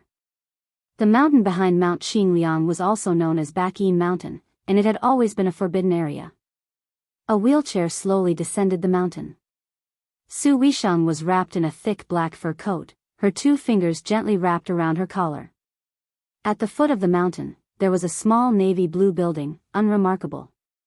She naturally knew that the Real Baoyang Bureau of Machine Engineering was built underground, and it was brightly lit all year round. When Liyang swallowed spring and autumn, the craftsmen of the Mahist clan had given their all for the Zhao clan. After greatly benefiting the common people, they originally thought that they could retire and live alone in the mountains and forests to do some research. However, with the nature of the Zhao clan and the old Grand Secretary Li Yang always belittled the Mahist clan as the 10th nation of spring and autumn, the thousands of Mahist disciples scattered throughout the imperial court were all slaughtered. Especially Gu Jiantang and the other Mahist disciples of the great generals, almost all of them vanished from the face of the earth in a single night. Not even their corpses could be found. Only less than 100 people were left, living an ignoble existence under the protection of the Su clan. Among them, the 2 elders, master craftsmen Song Zhongsui and Yang Guangdou, were the 2 elders. Song Zhongsui was skilled in weapon forging, while Yang Guangdou was skilled in offense and defense.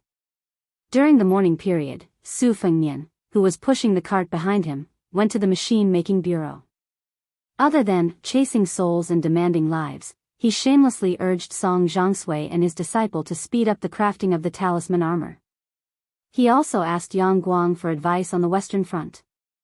Su Fengnian was no stranger to the machine-making bureau, so he didn't need to rush at the last minute. His Royal Highness, who was still a teenager, would often sneak into the machine-making bureau's underground lair to admire the unique scene there. The misleading, geographical map of Qingliang Mountain that was purposely leaked out from the prince's mansion when he was playing fishing tricks with his enemies in Jianghu was created by Su Fengnian and Song Zhongsui's disciple, Chao Wei. Relying on this map, it wasn't difficult to enter Qingliang Mountain and get close to Wutangan, but it was impossible to find the exact location. It could be said that His Royal Highness and Chao Wei were both scourges. When they were young, Su Fengnian was beaten black and blue by Chao Wei relying on his skills. If Su Xiao wanted to go to the machine-making bureau to help his son get back, Song Zhongsui and Yang Guang would raise their heads and pick their noses and ears, pretending that they didn't know anything. In any case, if they wanted to find that child Chao Wei in that maze, unless Su Xiao was determined to use 2,000 or 3,000 soldiers to dig 3 feet into the ground, it would be impossible. But later on, Su Fengnian learned his lesson and bribed many of his peers in the machine-making bureau to suppress Chao Wei, blocking the way and trapping him. In short, Su Fengnian and Chao Wei, who was a few years older than him, didn't have a good relationship. In fact, they were born to be incompatible with each other. However, each of them had their own weaknesses. For example, when Su Fengnian said that he wanted to frame someone, or when he wanted to fiddle with some fantastical objects, no matter how unwilling Chao Wei's mouth was, he would do it more efficiently than anyone else. Su Weisheng arrived at the entrance of the bureau, but she didn't enter. She let Su Fengnian enter alone while she took a detour. The wheels followed the quiet limestone path back to the sunny side of Qingliang Mountain. Su Fengnian walked into the machine forging bureau without any obstructions. The tunnels with lights on the walls extended downwards as if there was no end to them. The machine forging bureau was said to be large enough to fit an inverted Qingliang Mountain. Su Fengnian walked for about an hour, passing through 7 secret rooms and 12 secret tunnels before he finally reached a certain place at the bottom. He saw a 2-story tall refining furnace with more than 10 ladders around it. About 100 feet away from the furnace, there was a desk filled with scribbled blueprints. There was a mess under the desk, and there were a few red-faced old men arguing endlessly, occasionally pointing at the furnace. Su Fengnian didn't disturb these old men's argument.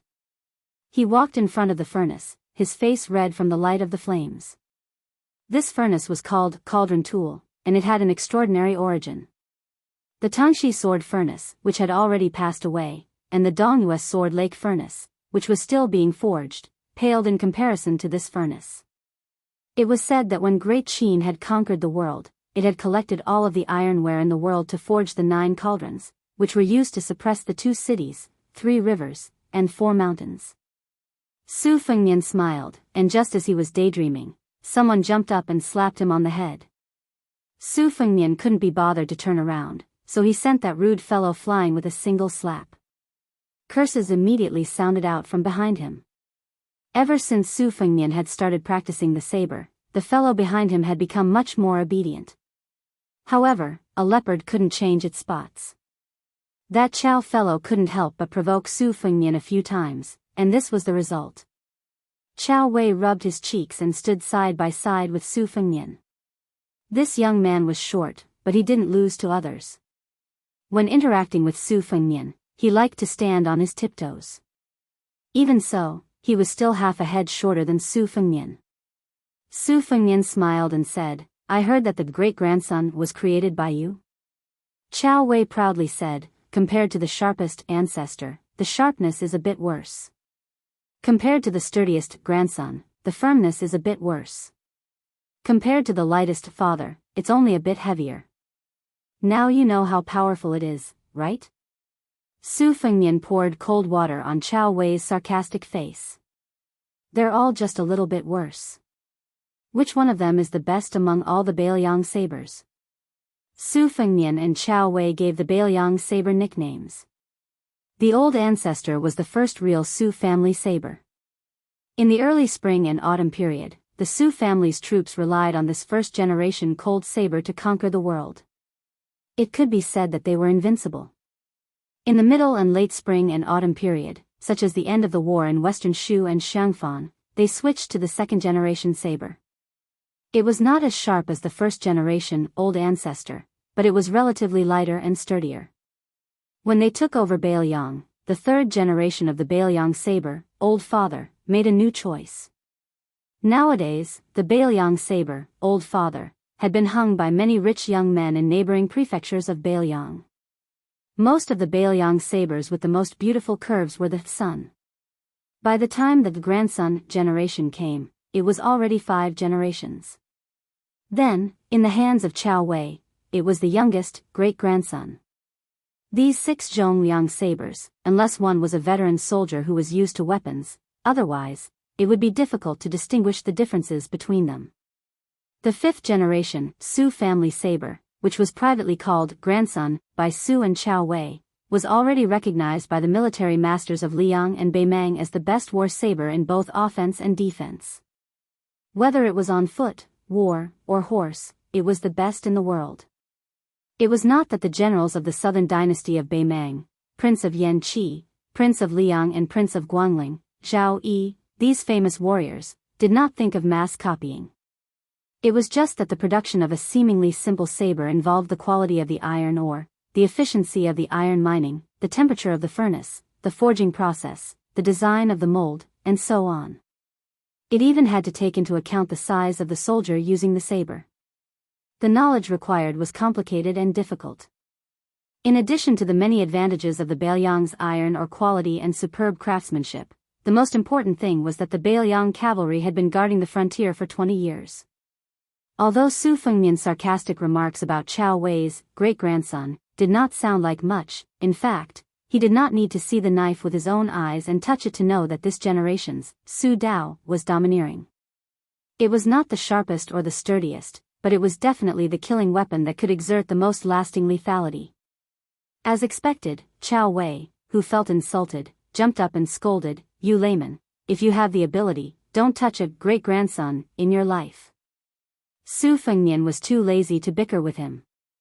He reached out his hand and very quickly, Chao Wei's apprentice brothers ran over and presented 3 new knives with both hands. This generation's Su Dao was also a great-grandson, but according to common practice, the cavalry, infantry, and Lingzhou soldiers guarding the rear all had their own subtle preferences. Generally speaking, the Beiliang cavalry, especially the elite heavy cavalry, would be equipped with the most new and outstanding cold knives. As long as a new knife appeared, they would be able to change it almost immediately. On the other hand, the normal guards in Lingzhou, such as those who were not guarding the dangerous Tong Pass, were much slower. Su Fengmian took one of the war cavalry knives. His left hand held the handle of the knife and held it horizontally across his chest. The finger of his right hand brushed across the blade, ignoring the blood that seeped out of his index finger. He narrowed his eyes and knocked on the body of the knife a dozen times. He pricked up his ears to listen to the slight echoes that ordinary people could not recognize. He nodded in satisfaction and a warm smile slowly spread across his elegant face. The young Mahist disciples who were regarded as traitors by Chao Wei were relieved of a heavy burden. They looked at each other and smiled. Chapter 1009. Just as Su Fengmian was about to speak, he heard a loud roar. An old man called out, "Surnamed Su." Su Fengmian handed the saber back to Moz and walked towards the desk. The Mahist Grandmaster Song Changshui had his hands behind his back, his body reeking of alcohol. He tilted his head and signaled for Su Fengmian to follow behind him. The old man with a face full of beard like overgrown weeds walked towards a newly opened secret room. Yang Guangdou was not as slovenly as Song Changshui. He wore a green robe and looked clean and fresh. Walking beside Su Fengmian, he softly said, "Old Song followed Prince's instructions and used 20 days to finish it. He had to drink 6 or 7 jugs of wine every day to refresh himself. After I saw it, I felt that it was not bad." "Right, Prince, how is little Prince's talisman armor? How much of Murong Baoding's attack did it withstand? If we change it to weight, did it exceed our initial estimate of 16,000 jin? How much tenacity did the talisman armor grow on its own? Where does it need to be improved? If the heavenly tribulation purple lightning is measured by 8 or 9 or 9, as for how heavy it should be, Prince, you should give us an exact number. This way, the machine bureau can be targeted. We can't spend so much effort to build a mirage. This is against the rules of the Mahist family. Prince should also know Old Song's temper, with his nature of wanting to get to the bottom of things." At the front, Song Changshui gave a cold snort. Su Fengmian took out a prepared letter from his bosom. He smiled and said, I've written all of these things in the secret letter. Elder Yang, you just need to follow it step by step. Yang Guangdou put the letter in his sleeve and nodded with a smile. Song Changshui pushed open the door to the secret room. His field of vision suddenly opened up. There were mountains and rivers under his feet. This was probably the largest and most detailed sand table in history. It included the 3 provinces of Biyao, the land of refugees, the western regions, Western Shu, Nanzhao, and all 13 provinces of the Beimang dynasty. To be precise, this was the entire western line that ran through the world. Song Changshui did not have the slightest sense of accomplishment. He stared at the vast sand table and said in a serious tone, 20 main rivers, 67 mountains, and 140 cities and military towns are all in it. According to the intelligence report, the military allocation of each side's forces was also based on the number of chess pieces instead of 1,000 people. It was barely clear at a glance. The reason why I've been helping you day and night is because my Mahist sect is living under someone else's roof, and the Su family has helped us, the remnants of the bandits, survive for over 20 years. Therefore, it's reasonable for us to do our part. To tell me to. Tell him. To me.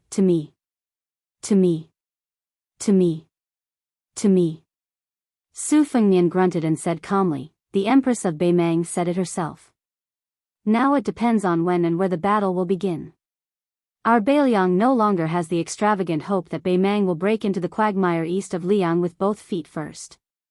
Elder Yang and Mr. Wang of the Yin Shui Gong have predicted that 1 foot will step east and 1 foot will step west. You will have to start all over again. Yang Guangdou sighed and said guiltily, it's my fault for not being skillful enough. I made a mistake in my plan and misled the great general and the prince. That year, second princess did remind me to prepare for the worst. But I have made several deductions. I don't think that Beimang has any chance of winning if they go straight to the east under the order of Taiping. Su Fengnian waved his hand and interrupted Yang Guangdou's words. He said softly, it's okay. Elder Yang, you don't have to blame yourself. In the end, the gains and losses of the study table still have to give way to the outcome of a tough battle. Song Changshui sneered, Elder Yang, listen to what he said. This guy looks down on you, the strategists who only know how to talk on paper. He is really of the same origin as Lame Su.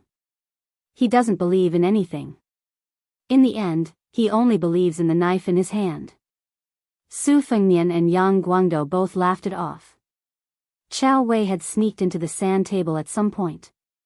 He walked in an arc and squatted in one place, muttering endlessly. Su Fengnian looked at the guy's back. The two of them were natural enemies. Su Fengnian was very familiar with Chao Wei. This shorty was very cheap. He was the kind of guy who would never stand if he could sit, and never sit if he could lie down. He was very shameless. Those who were not familiar with him would feel that he deserved a scolding after a few words. After getting familiar with him, they would feel that this guy really deserved a beating. Chao Wei was afraid of death and blood, but he wanted to lead troops to war one day. He dreamed of going to war himself. Other people hoped to be conferred the title of Marquis because they wanted a bright future and power. But Chao Wei just wanted to have fun. Before Su Fengnian became the king of Beiliang, Chao Wei was still quiet. They just quarreled when they met. But now that Su Fengnian had become the king of Beiliang, Chao Wei was like a cat who had been injected with chicken blood. He shouted that he wanted to ask Su Fengnian for a few thousand light cavalry and then ran to the western region to hide. In his words, he wanted to directly stab Beimang. Su Fengnian did not pay attention to him at first, but this guy threatened to exchange the 6th generation, Su Dao, for the command of a few thousand cavalry. As a result, his great-grandson really came out. Chao Wei's art of war was unorthodox. Su Fengnian was not sure of his depth, but Chao Wei's style could be described as an example. Just like playing chess, Chao Wei was not willing to sit down and play. He would feel too tired, so there was no need to make the first move and think long and hard. Chao Wei would only look at the two people playing chess with cold eyes and would not say anything. But when the two sides were about to end the game, he would randomly take out a chess piece that should not be on the chessboard and knock it down. He would say that the game was settled, but he would say that it was a game where he could defeat 200 chess pieces with 1 or 2 chess pieces. Who would not want to beat this kind of rascal to death? However, the sloppy Chao Wei was only afraid of one person. Even if it was Su Weisheng, whether it was fighting, playing chess, the art of war, or quarreling, Chao Wei did not have a chance of winning. He really had to admit that. In the past, Chao Wei was short. His catchphrase was "Wait until I become the great general of the country. If you dare to look down on me, I'll chop off your head. Then we'll see who's taller." As a result, Su Weisheng coldly retorted, saying that with Chao Wei's height, it was useless to chop off other people's heads. Only by chopping at the waist could one be taller than others. Since then, Chao Wei was no longer willing to say this catchphrase. Before Su Fengnian left, he was scolded by old man Song. Song Zhongsui scolded this guy for being a prodigal who did not know how to manage the household. Song Zhongsui scolded this guy for accepting the second imperial edict of the imperial court, accepting the title of pillar of the state and the imperial court's decision not to revive him. He scolded him for having no backbone and also scolded Su Fengnian for neglecting the essentials and neglecting the generals. In any case, this old man scolded whatever he thought of. Song Zhongsui's attitude showed that he was not satisfied with anything. The young king of Biyao was scolded with spittle in his face, but his smiling face did not change. He also did not talk back. He just stood there and wiped his face with his sleeve several times. If Yang Guangdou did not stop him, Song Zhongsui, who was full of energy, would have rolled up his sleeves and directly pointed at the new king's nose and scolded. Su Fengnian waited until the old man had no more energy to scold him. Then he turned and left with a helpless face. Yang Guangdou stood at the door with a helpless face and said, "Old Song, it's about time. Su Fengnian is the king of Biyao after all." Song Zhongsui stared and said, "What? Can't I scold him after he became a king?" Yang Guangdou glanced at the young man's back and said softly, "You should at least leave him some face. You and I both know that it is not easy for this young man to become a king. If it was someone else who was scolded by you like this, he would have already thrown a tantrum." Song Zhongsui snorted coldly and said, "He dares?" Yang Guangdou smiled and asked, "Do you really think he doesn't dare?" Song Zhongsui was stunned and smiled knowingly, "This kid won't." Yang Guangdou nodded slowly and said, "That's right." Song Zhongsui sighed softly and said, "I am too lazy to scold others, and I don't want to scold them. Nowadays in Biyao, most of the old men who can scold him have left. If even I don't scold him, this kid will be really lonely."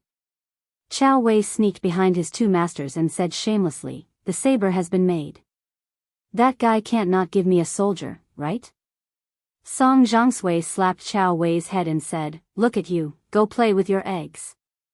Chao Wei said angrily, "That guy is so stingy that he won't give me anything. He has no shame. No, give me back my saber." Yang Guangdou blinked and reached out his hand. He turned it over and said with a playful smile, "This number can't run away." Chao Wei was stunned on the spot.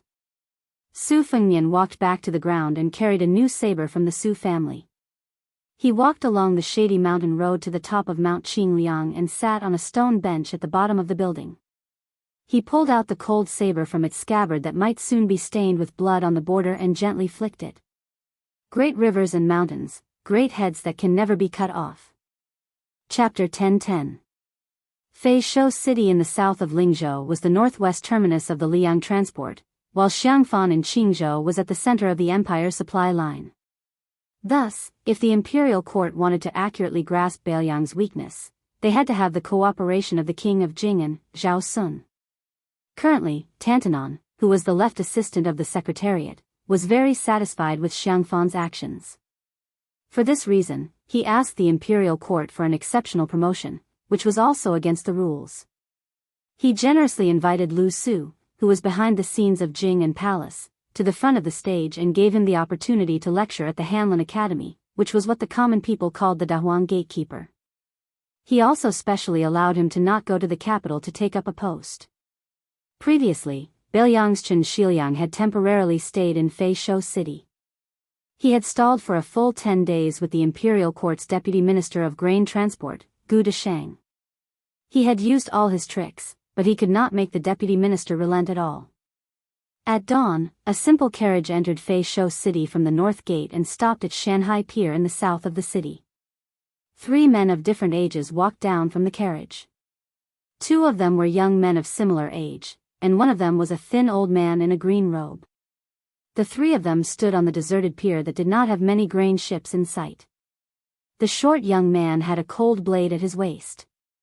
He kicked a wooden stake that was holding the ship and glanced at the temporary residence of the deputy minister of grain transport.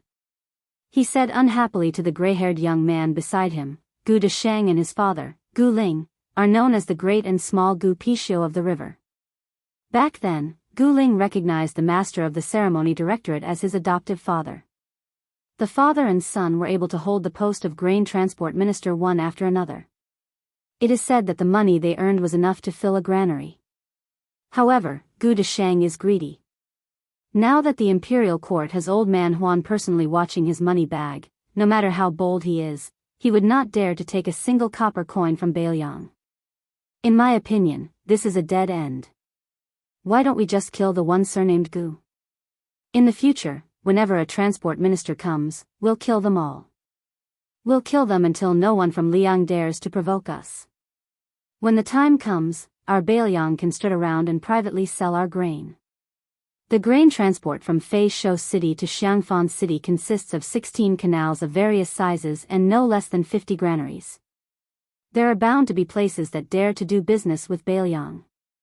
Even if we take a step back, if we really can't do it, we'll just rob them. Mount Qingliang has raised so many dogs of the Jianghu. Unfortunately, the incognito king of Beiliang and the master craftsman of the Mahist sect, Yang Guangdou, did not agree with him at all. They only strolled along the limestone floor of Shanghai Pier and walked towards the transport minister's residence not far away. The official residence had been built for quite some time and was rarely repaired. Compared to the prefectural governor's residence in the city, it appeared even more dilapidated. It was no wonder that the father and son of the Gu family did not put up a front. If they really overstepped their authority, they would be accused by the imperial censor of colluding with Beiliang to fill their own pockets. That would be a death sentence for them. Even if they had the support of a high-ranking eunuch in the capital, it would be useless. Whoever interceded in this matter would be courting death. The transport minister's residence was surrounded by a fence. The dozen or so armored soldiers felt a little jittery at the slightest sound and their gazes were fearful. A few naughty and mischievous children who were born locally continuously threw pebbles into the fence. None of the armored soldiers dared to make a sound. They were really bored and could only find joy in the midst of misery. Taking advantage of the absence of the officials, they used their iron spears to pick up the pebbles. This caused the group of playful children to be even more delighted. They went around looking for pebbles to throw. Su Fengnian stood a few feet away from the fence and said softly, "The imperial court is making things difficult for Beiliang on the matter of the transport of grain. It's not entirely to test my bottom line. In reality, West Chu's restoration of the country is imminent.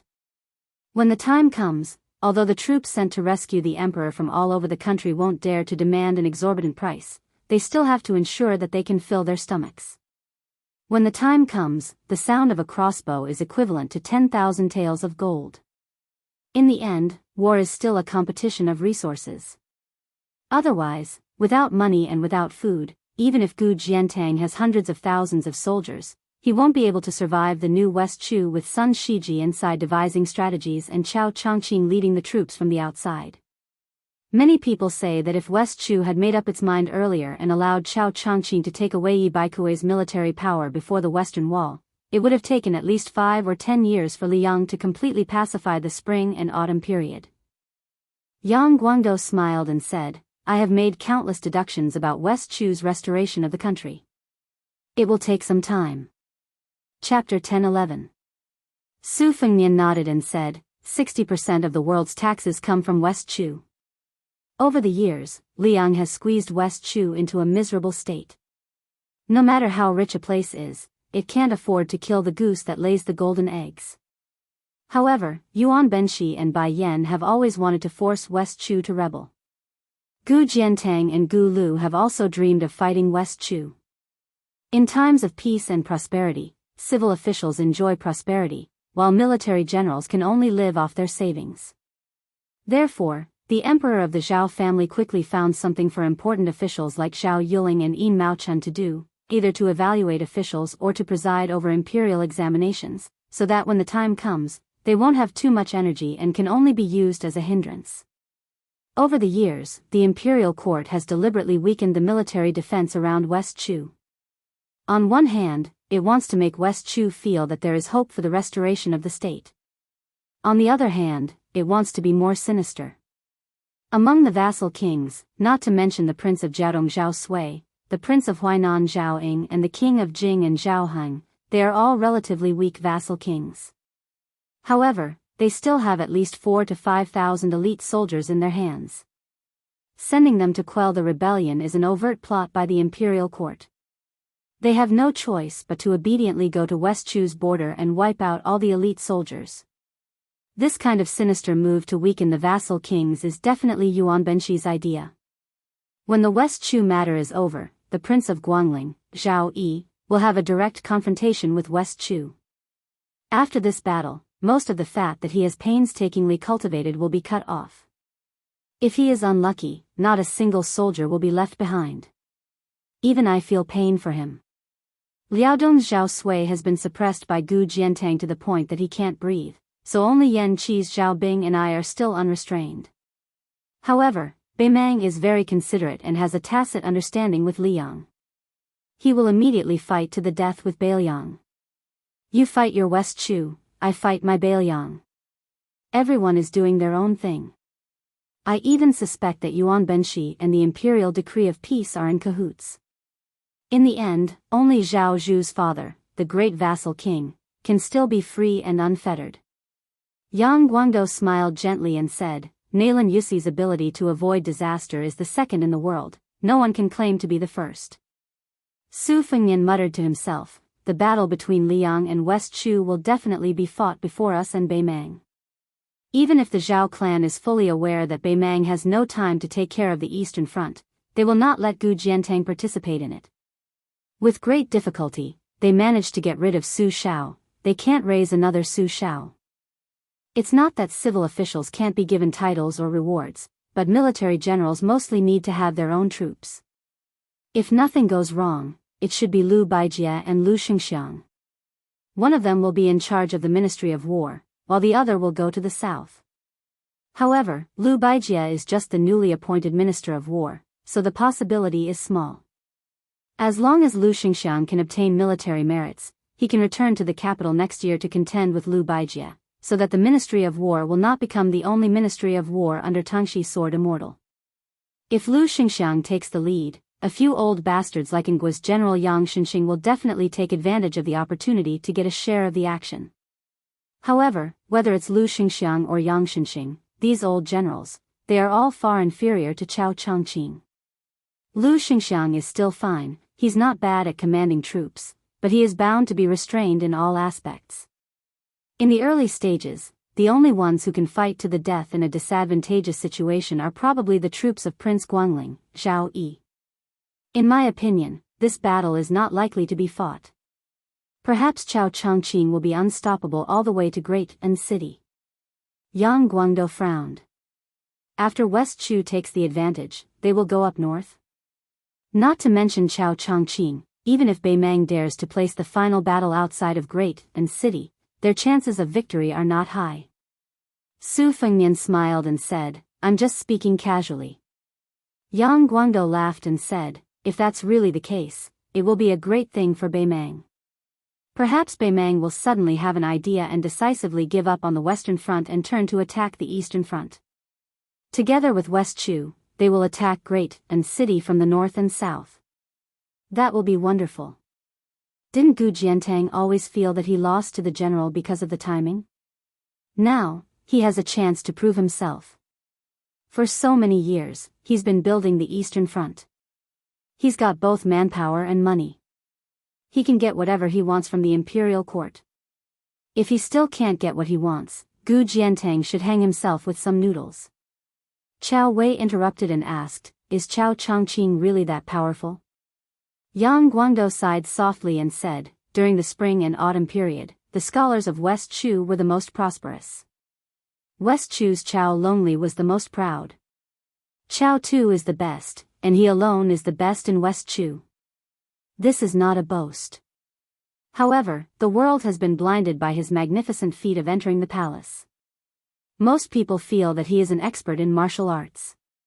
When it comes to arranging troops, he and Chen Jibao are probably the best. Gu Jiantang's strength lies in the fact that in every battle, he wants to take advantage of the geographical advantage. He says that if he doesn't fight, he will win. Overall, compared to Chao and Chen, he is still slightly inferior. However, the timing of the heavens is illusory and can only be encountered but not sought. Gu Jiantang's timing is the general trend of Liang. Chao Chongqing's timing is the length of West Chu's destiny. As for Chen Jibao, he is probably still waiting. Su Fengnian smiled faintly and said, Chen Jibao is waiting for Chao Chongqing and West Chu to be destroyed together. He is waiting for Bei Mang to fight Beiliang and Gu Jiantang until their vitality is greatly damaged. Then, it will be his turn to take the stage. Su Shao only flattened the spring and autumn period.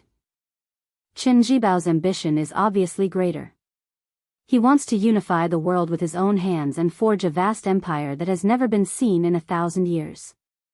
As for whether he wants to be the emperor himself, only heaven knows.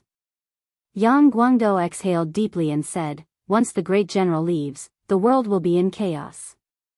Chao Wei clicked his tongue and said, in any case, I definitely won't fight Chen Jibao face to face. The short man counted on his fingers and said slowly, the land of refugees already has the Feng battalion stationed in Qingcang. Young Prince's Longxiang army has also infiltrated. In addition to Fatty Chu and Yuan Baixiong in the north of Liang and Yu provinces, Beiliang finally has its own eastern and western lines. In addition, there are 14 new captains guarding the important towns and passes within the borders. It is the second line of defense. As for me, I am further northwest of the land of refugees and can be considered the most important third line of defense. In fact, I don't care whether I am defending or not. In any case, I am only attacking and not defending.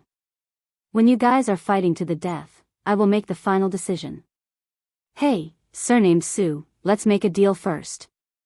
If you give me 5,000 light cavalry and 10,000 high-quality warhorses, I can help you take advantage of the chaos and flatten the Southern Dynasty's nest. If you dare to give me 10,000 men and 20,000 horses, I will help you take over the Northern Dynasty's king's tent. Su Fengnian said helplessly, it's not that I can't give you, but do you really think that Bei Mang is a bunch of blind and useless people? Chao Wei rolled his eyes and said, I have been calculating this great raid that is destined to go down in history for more than 10 years. I have been counting on this battle to become famous my whole life. Do you think? Su Fengnian was about to speak when he heard a familiar, Chapter 10-12. As it's about 4,000 words, it's a little late. P.S. My favorite two writers. One is Tomcat, and the other is Chong Nan. Chong Nan has already published a book on Zongheng today. King of Eternal Eventide. It's really great. PS2, Tomcat, when are you coming to Zongheng? PS3, I'm just fantasizing. There's another chapter tonight. There were still pebbles constantly being thrown in from outside the fence. The pebbles grew in size as a few tall and stocky Beiliang youths joined the fray. Their strength was even greater, and this was no longer a joke. The Liang soldiers serving in the Deputy Transport Commissioner's residence did not dare retaliate. All they did was glare angrily. Of course, they were not afraid of the young and stocky youths, but of the Beiliang behind them. Furthermore, the Deputy Commissioner, Gu Deshang, had repeatedly ordered that no one in the residence was to provoke the locals. Those who violated the order would be stripped of their armor and official status. When a leader who looked like a commandant saw his subordinates being smashed into metal armor, causing a string of blinding sparks, he was probably a clay bodhisattva. he secretly used his spear to pick up a pebble and threw it at the fence. Intentionally or unintentionally, the pebble smashed into a youth in green cotton. The youth failed to dodge in time and subconsciously closed his eyes. Just as his face was about to be smashed by the pebble, a handsome scion with 2 sabers hanging by his waist reached out to grab him. The youth opened his eyes and gave a bashful smile of gratitude. When the commandant saw the young scion, he treated him as an ordinary scion of a wealthy family and did not think much of it. However, when his gaze wandered and stopped at the waist of a short person beside the scion, his scalp tingled. It was a genuine Biyao saber. In today's Biyao, regardless of past merits, as long as one was not a soldier in the military, they were not allowed to carry a cold saber. No matter how many of the elders in your family were generals or who was the provincial governor or county chief, once they were discovered by the patrolling guards, they would all be arrested on the spot, whipped 50 times, and thrown into prison for 3 months to half a year. As a result, in the spring of the first year of Jianghu, the prisons in Lingzhou were particularly lively. They were already packed with scions of various ranks, and each of them had their skin and flesh torn open. These scions who had bumped into the new provincial governor, Su Beiji, carried cold sabers in private and rode horses on the streets. However, these fellow sufferers were able to gather together in prison without hindrance. They relied on their connections to drink and eat meat, squatting in prison and chatting together. Their friendship was even better than before. The commandant under Gu Desheng was too lazy to care about whether the situation in Biyao was good or bad. However, if he offended a scion of a general who had the right to disregard the rules in Biyao, he would be skinned alive by Gu Desheng. If he also caused the Vice Transport Commissioner's official residence to be implicated and caused the Biyao cavalry to trample over the camp, how could he, a lowly commandant who only received a salary from Liang, live? However, the commandant was a little confused. With the temperament of the Biyao barbarians, they actually did not intend to make a fuss over a minor issue. The gray-haired young master immediately turned and left. The daring short man with a cold blade also did not pursue the matter. The commandant, who had survived the disaster, hesitated for a moment and felt that it was necessary to inform Gu Desheng in order to prevent him from settling accounts in the future. Gu Desheng was an official who was easy to remember. No matter how extravagant he was always skinny and skinny. He called himself Mr. A Bag of Rice and hung a red silk bag filled with rice around his waist all year round. It was said that before the Gu family prospered, Gu Heng relied on someone else to give him a bag of rice to survive. The old and young of the Gu family had been frightened to the bone by the turmoil of war and did not forget their roots even after they had achieved meteoric success. Both father and son Pishio had the habit of hanging a bag of rice around their necks. Among the large group of officials and grasshoppers on the Liang transportation route, this had always been a joke during their leisure time. There was even a rumor that when Gu Heng entered the capital last year, he had specially paid a visit to Tantanon, who was already the head of the Hall of Governmental Affairs. Everyone thought that such a disreputable lower-class third-rank official would not be able to cross the threshold of Old Master Huan. Unexpectedly, not only did Tantanon allow the great Pishio Gu to enter the door, he also left behind the bag of rice, saying that it was a coincidence that there was no rice at home to cook. From then on, the number of officials who made fun of Gu Heng, who was promoted to assistant minister of the Ministry of Revenue the next day, decreased significantly. The joke also gradually became an elegant conversation. When the commandant reported the situation outside the fence, Gu Desheng was sitting alone and sipping tea, listening to his trusted aide's detailed report.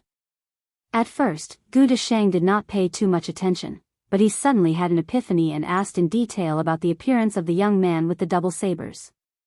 He did not even leave out the coachman.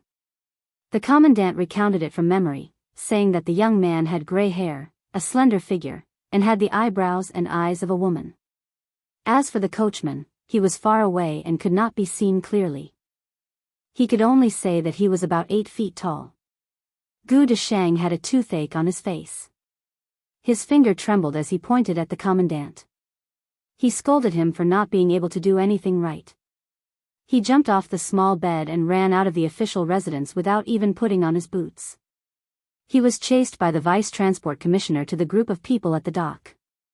However, Gu Desheng suddenly stopped and hesitated. In the end, he did not walk out of the official residence. He did not exchange pleasantries with the new Prince Liang. Gu Desheng tiptoed back to the residence and called for 2 old trusted aides. He asked them to quickly write a stamped letter to inform all the transport officials between Fei Shou and Xiang and Fan that they were going to move. However, it was not a big move. Instead, they were going to use the blockage of the major rivers and canals as an excuse to try their best to deploy a small number of transport ships to transport 30% of the previous year's grain. The 2 aides were puzzled, but Gu Desheng wasn't in the mood to dispel their doubts. When he returned to the tea room, the tea had already turned cold. Gu Desheng sighed. Every family had their own problems. He knew his own abilities as an official, and he was good at making money. However, the imperial court had made so many dazzling moves in the past 2 years that he and his father could only see the flowers in the fog. Fortunately, his father went to the capital last time and relied on old Master Huan. With Tantanon's guidance, Gu Desheng was able to inherit the position of the Deputy Transport Commissioner. In addition to his father's promotion to nobility, the father and son, the son earned money in the local area while the father became a high-ranking official in the imperial court. Therefore, this time, the Gu family was determined to be the bad guys of the imperial court and clash head-on with the Biyao. Gu Desheng was equivalent to guarding Fei Shou city with a heart of death. This was all to repay Tantanon's kindness. However, old Master Huan was still old Master Huan after all.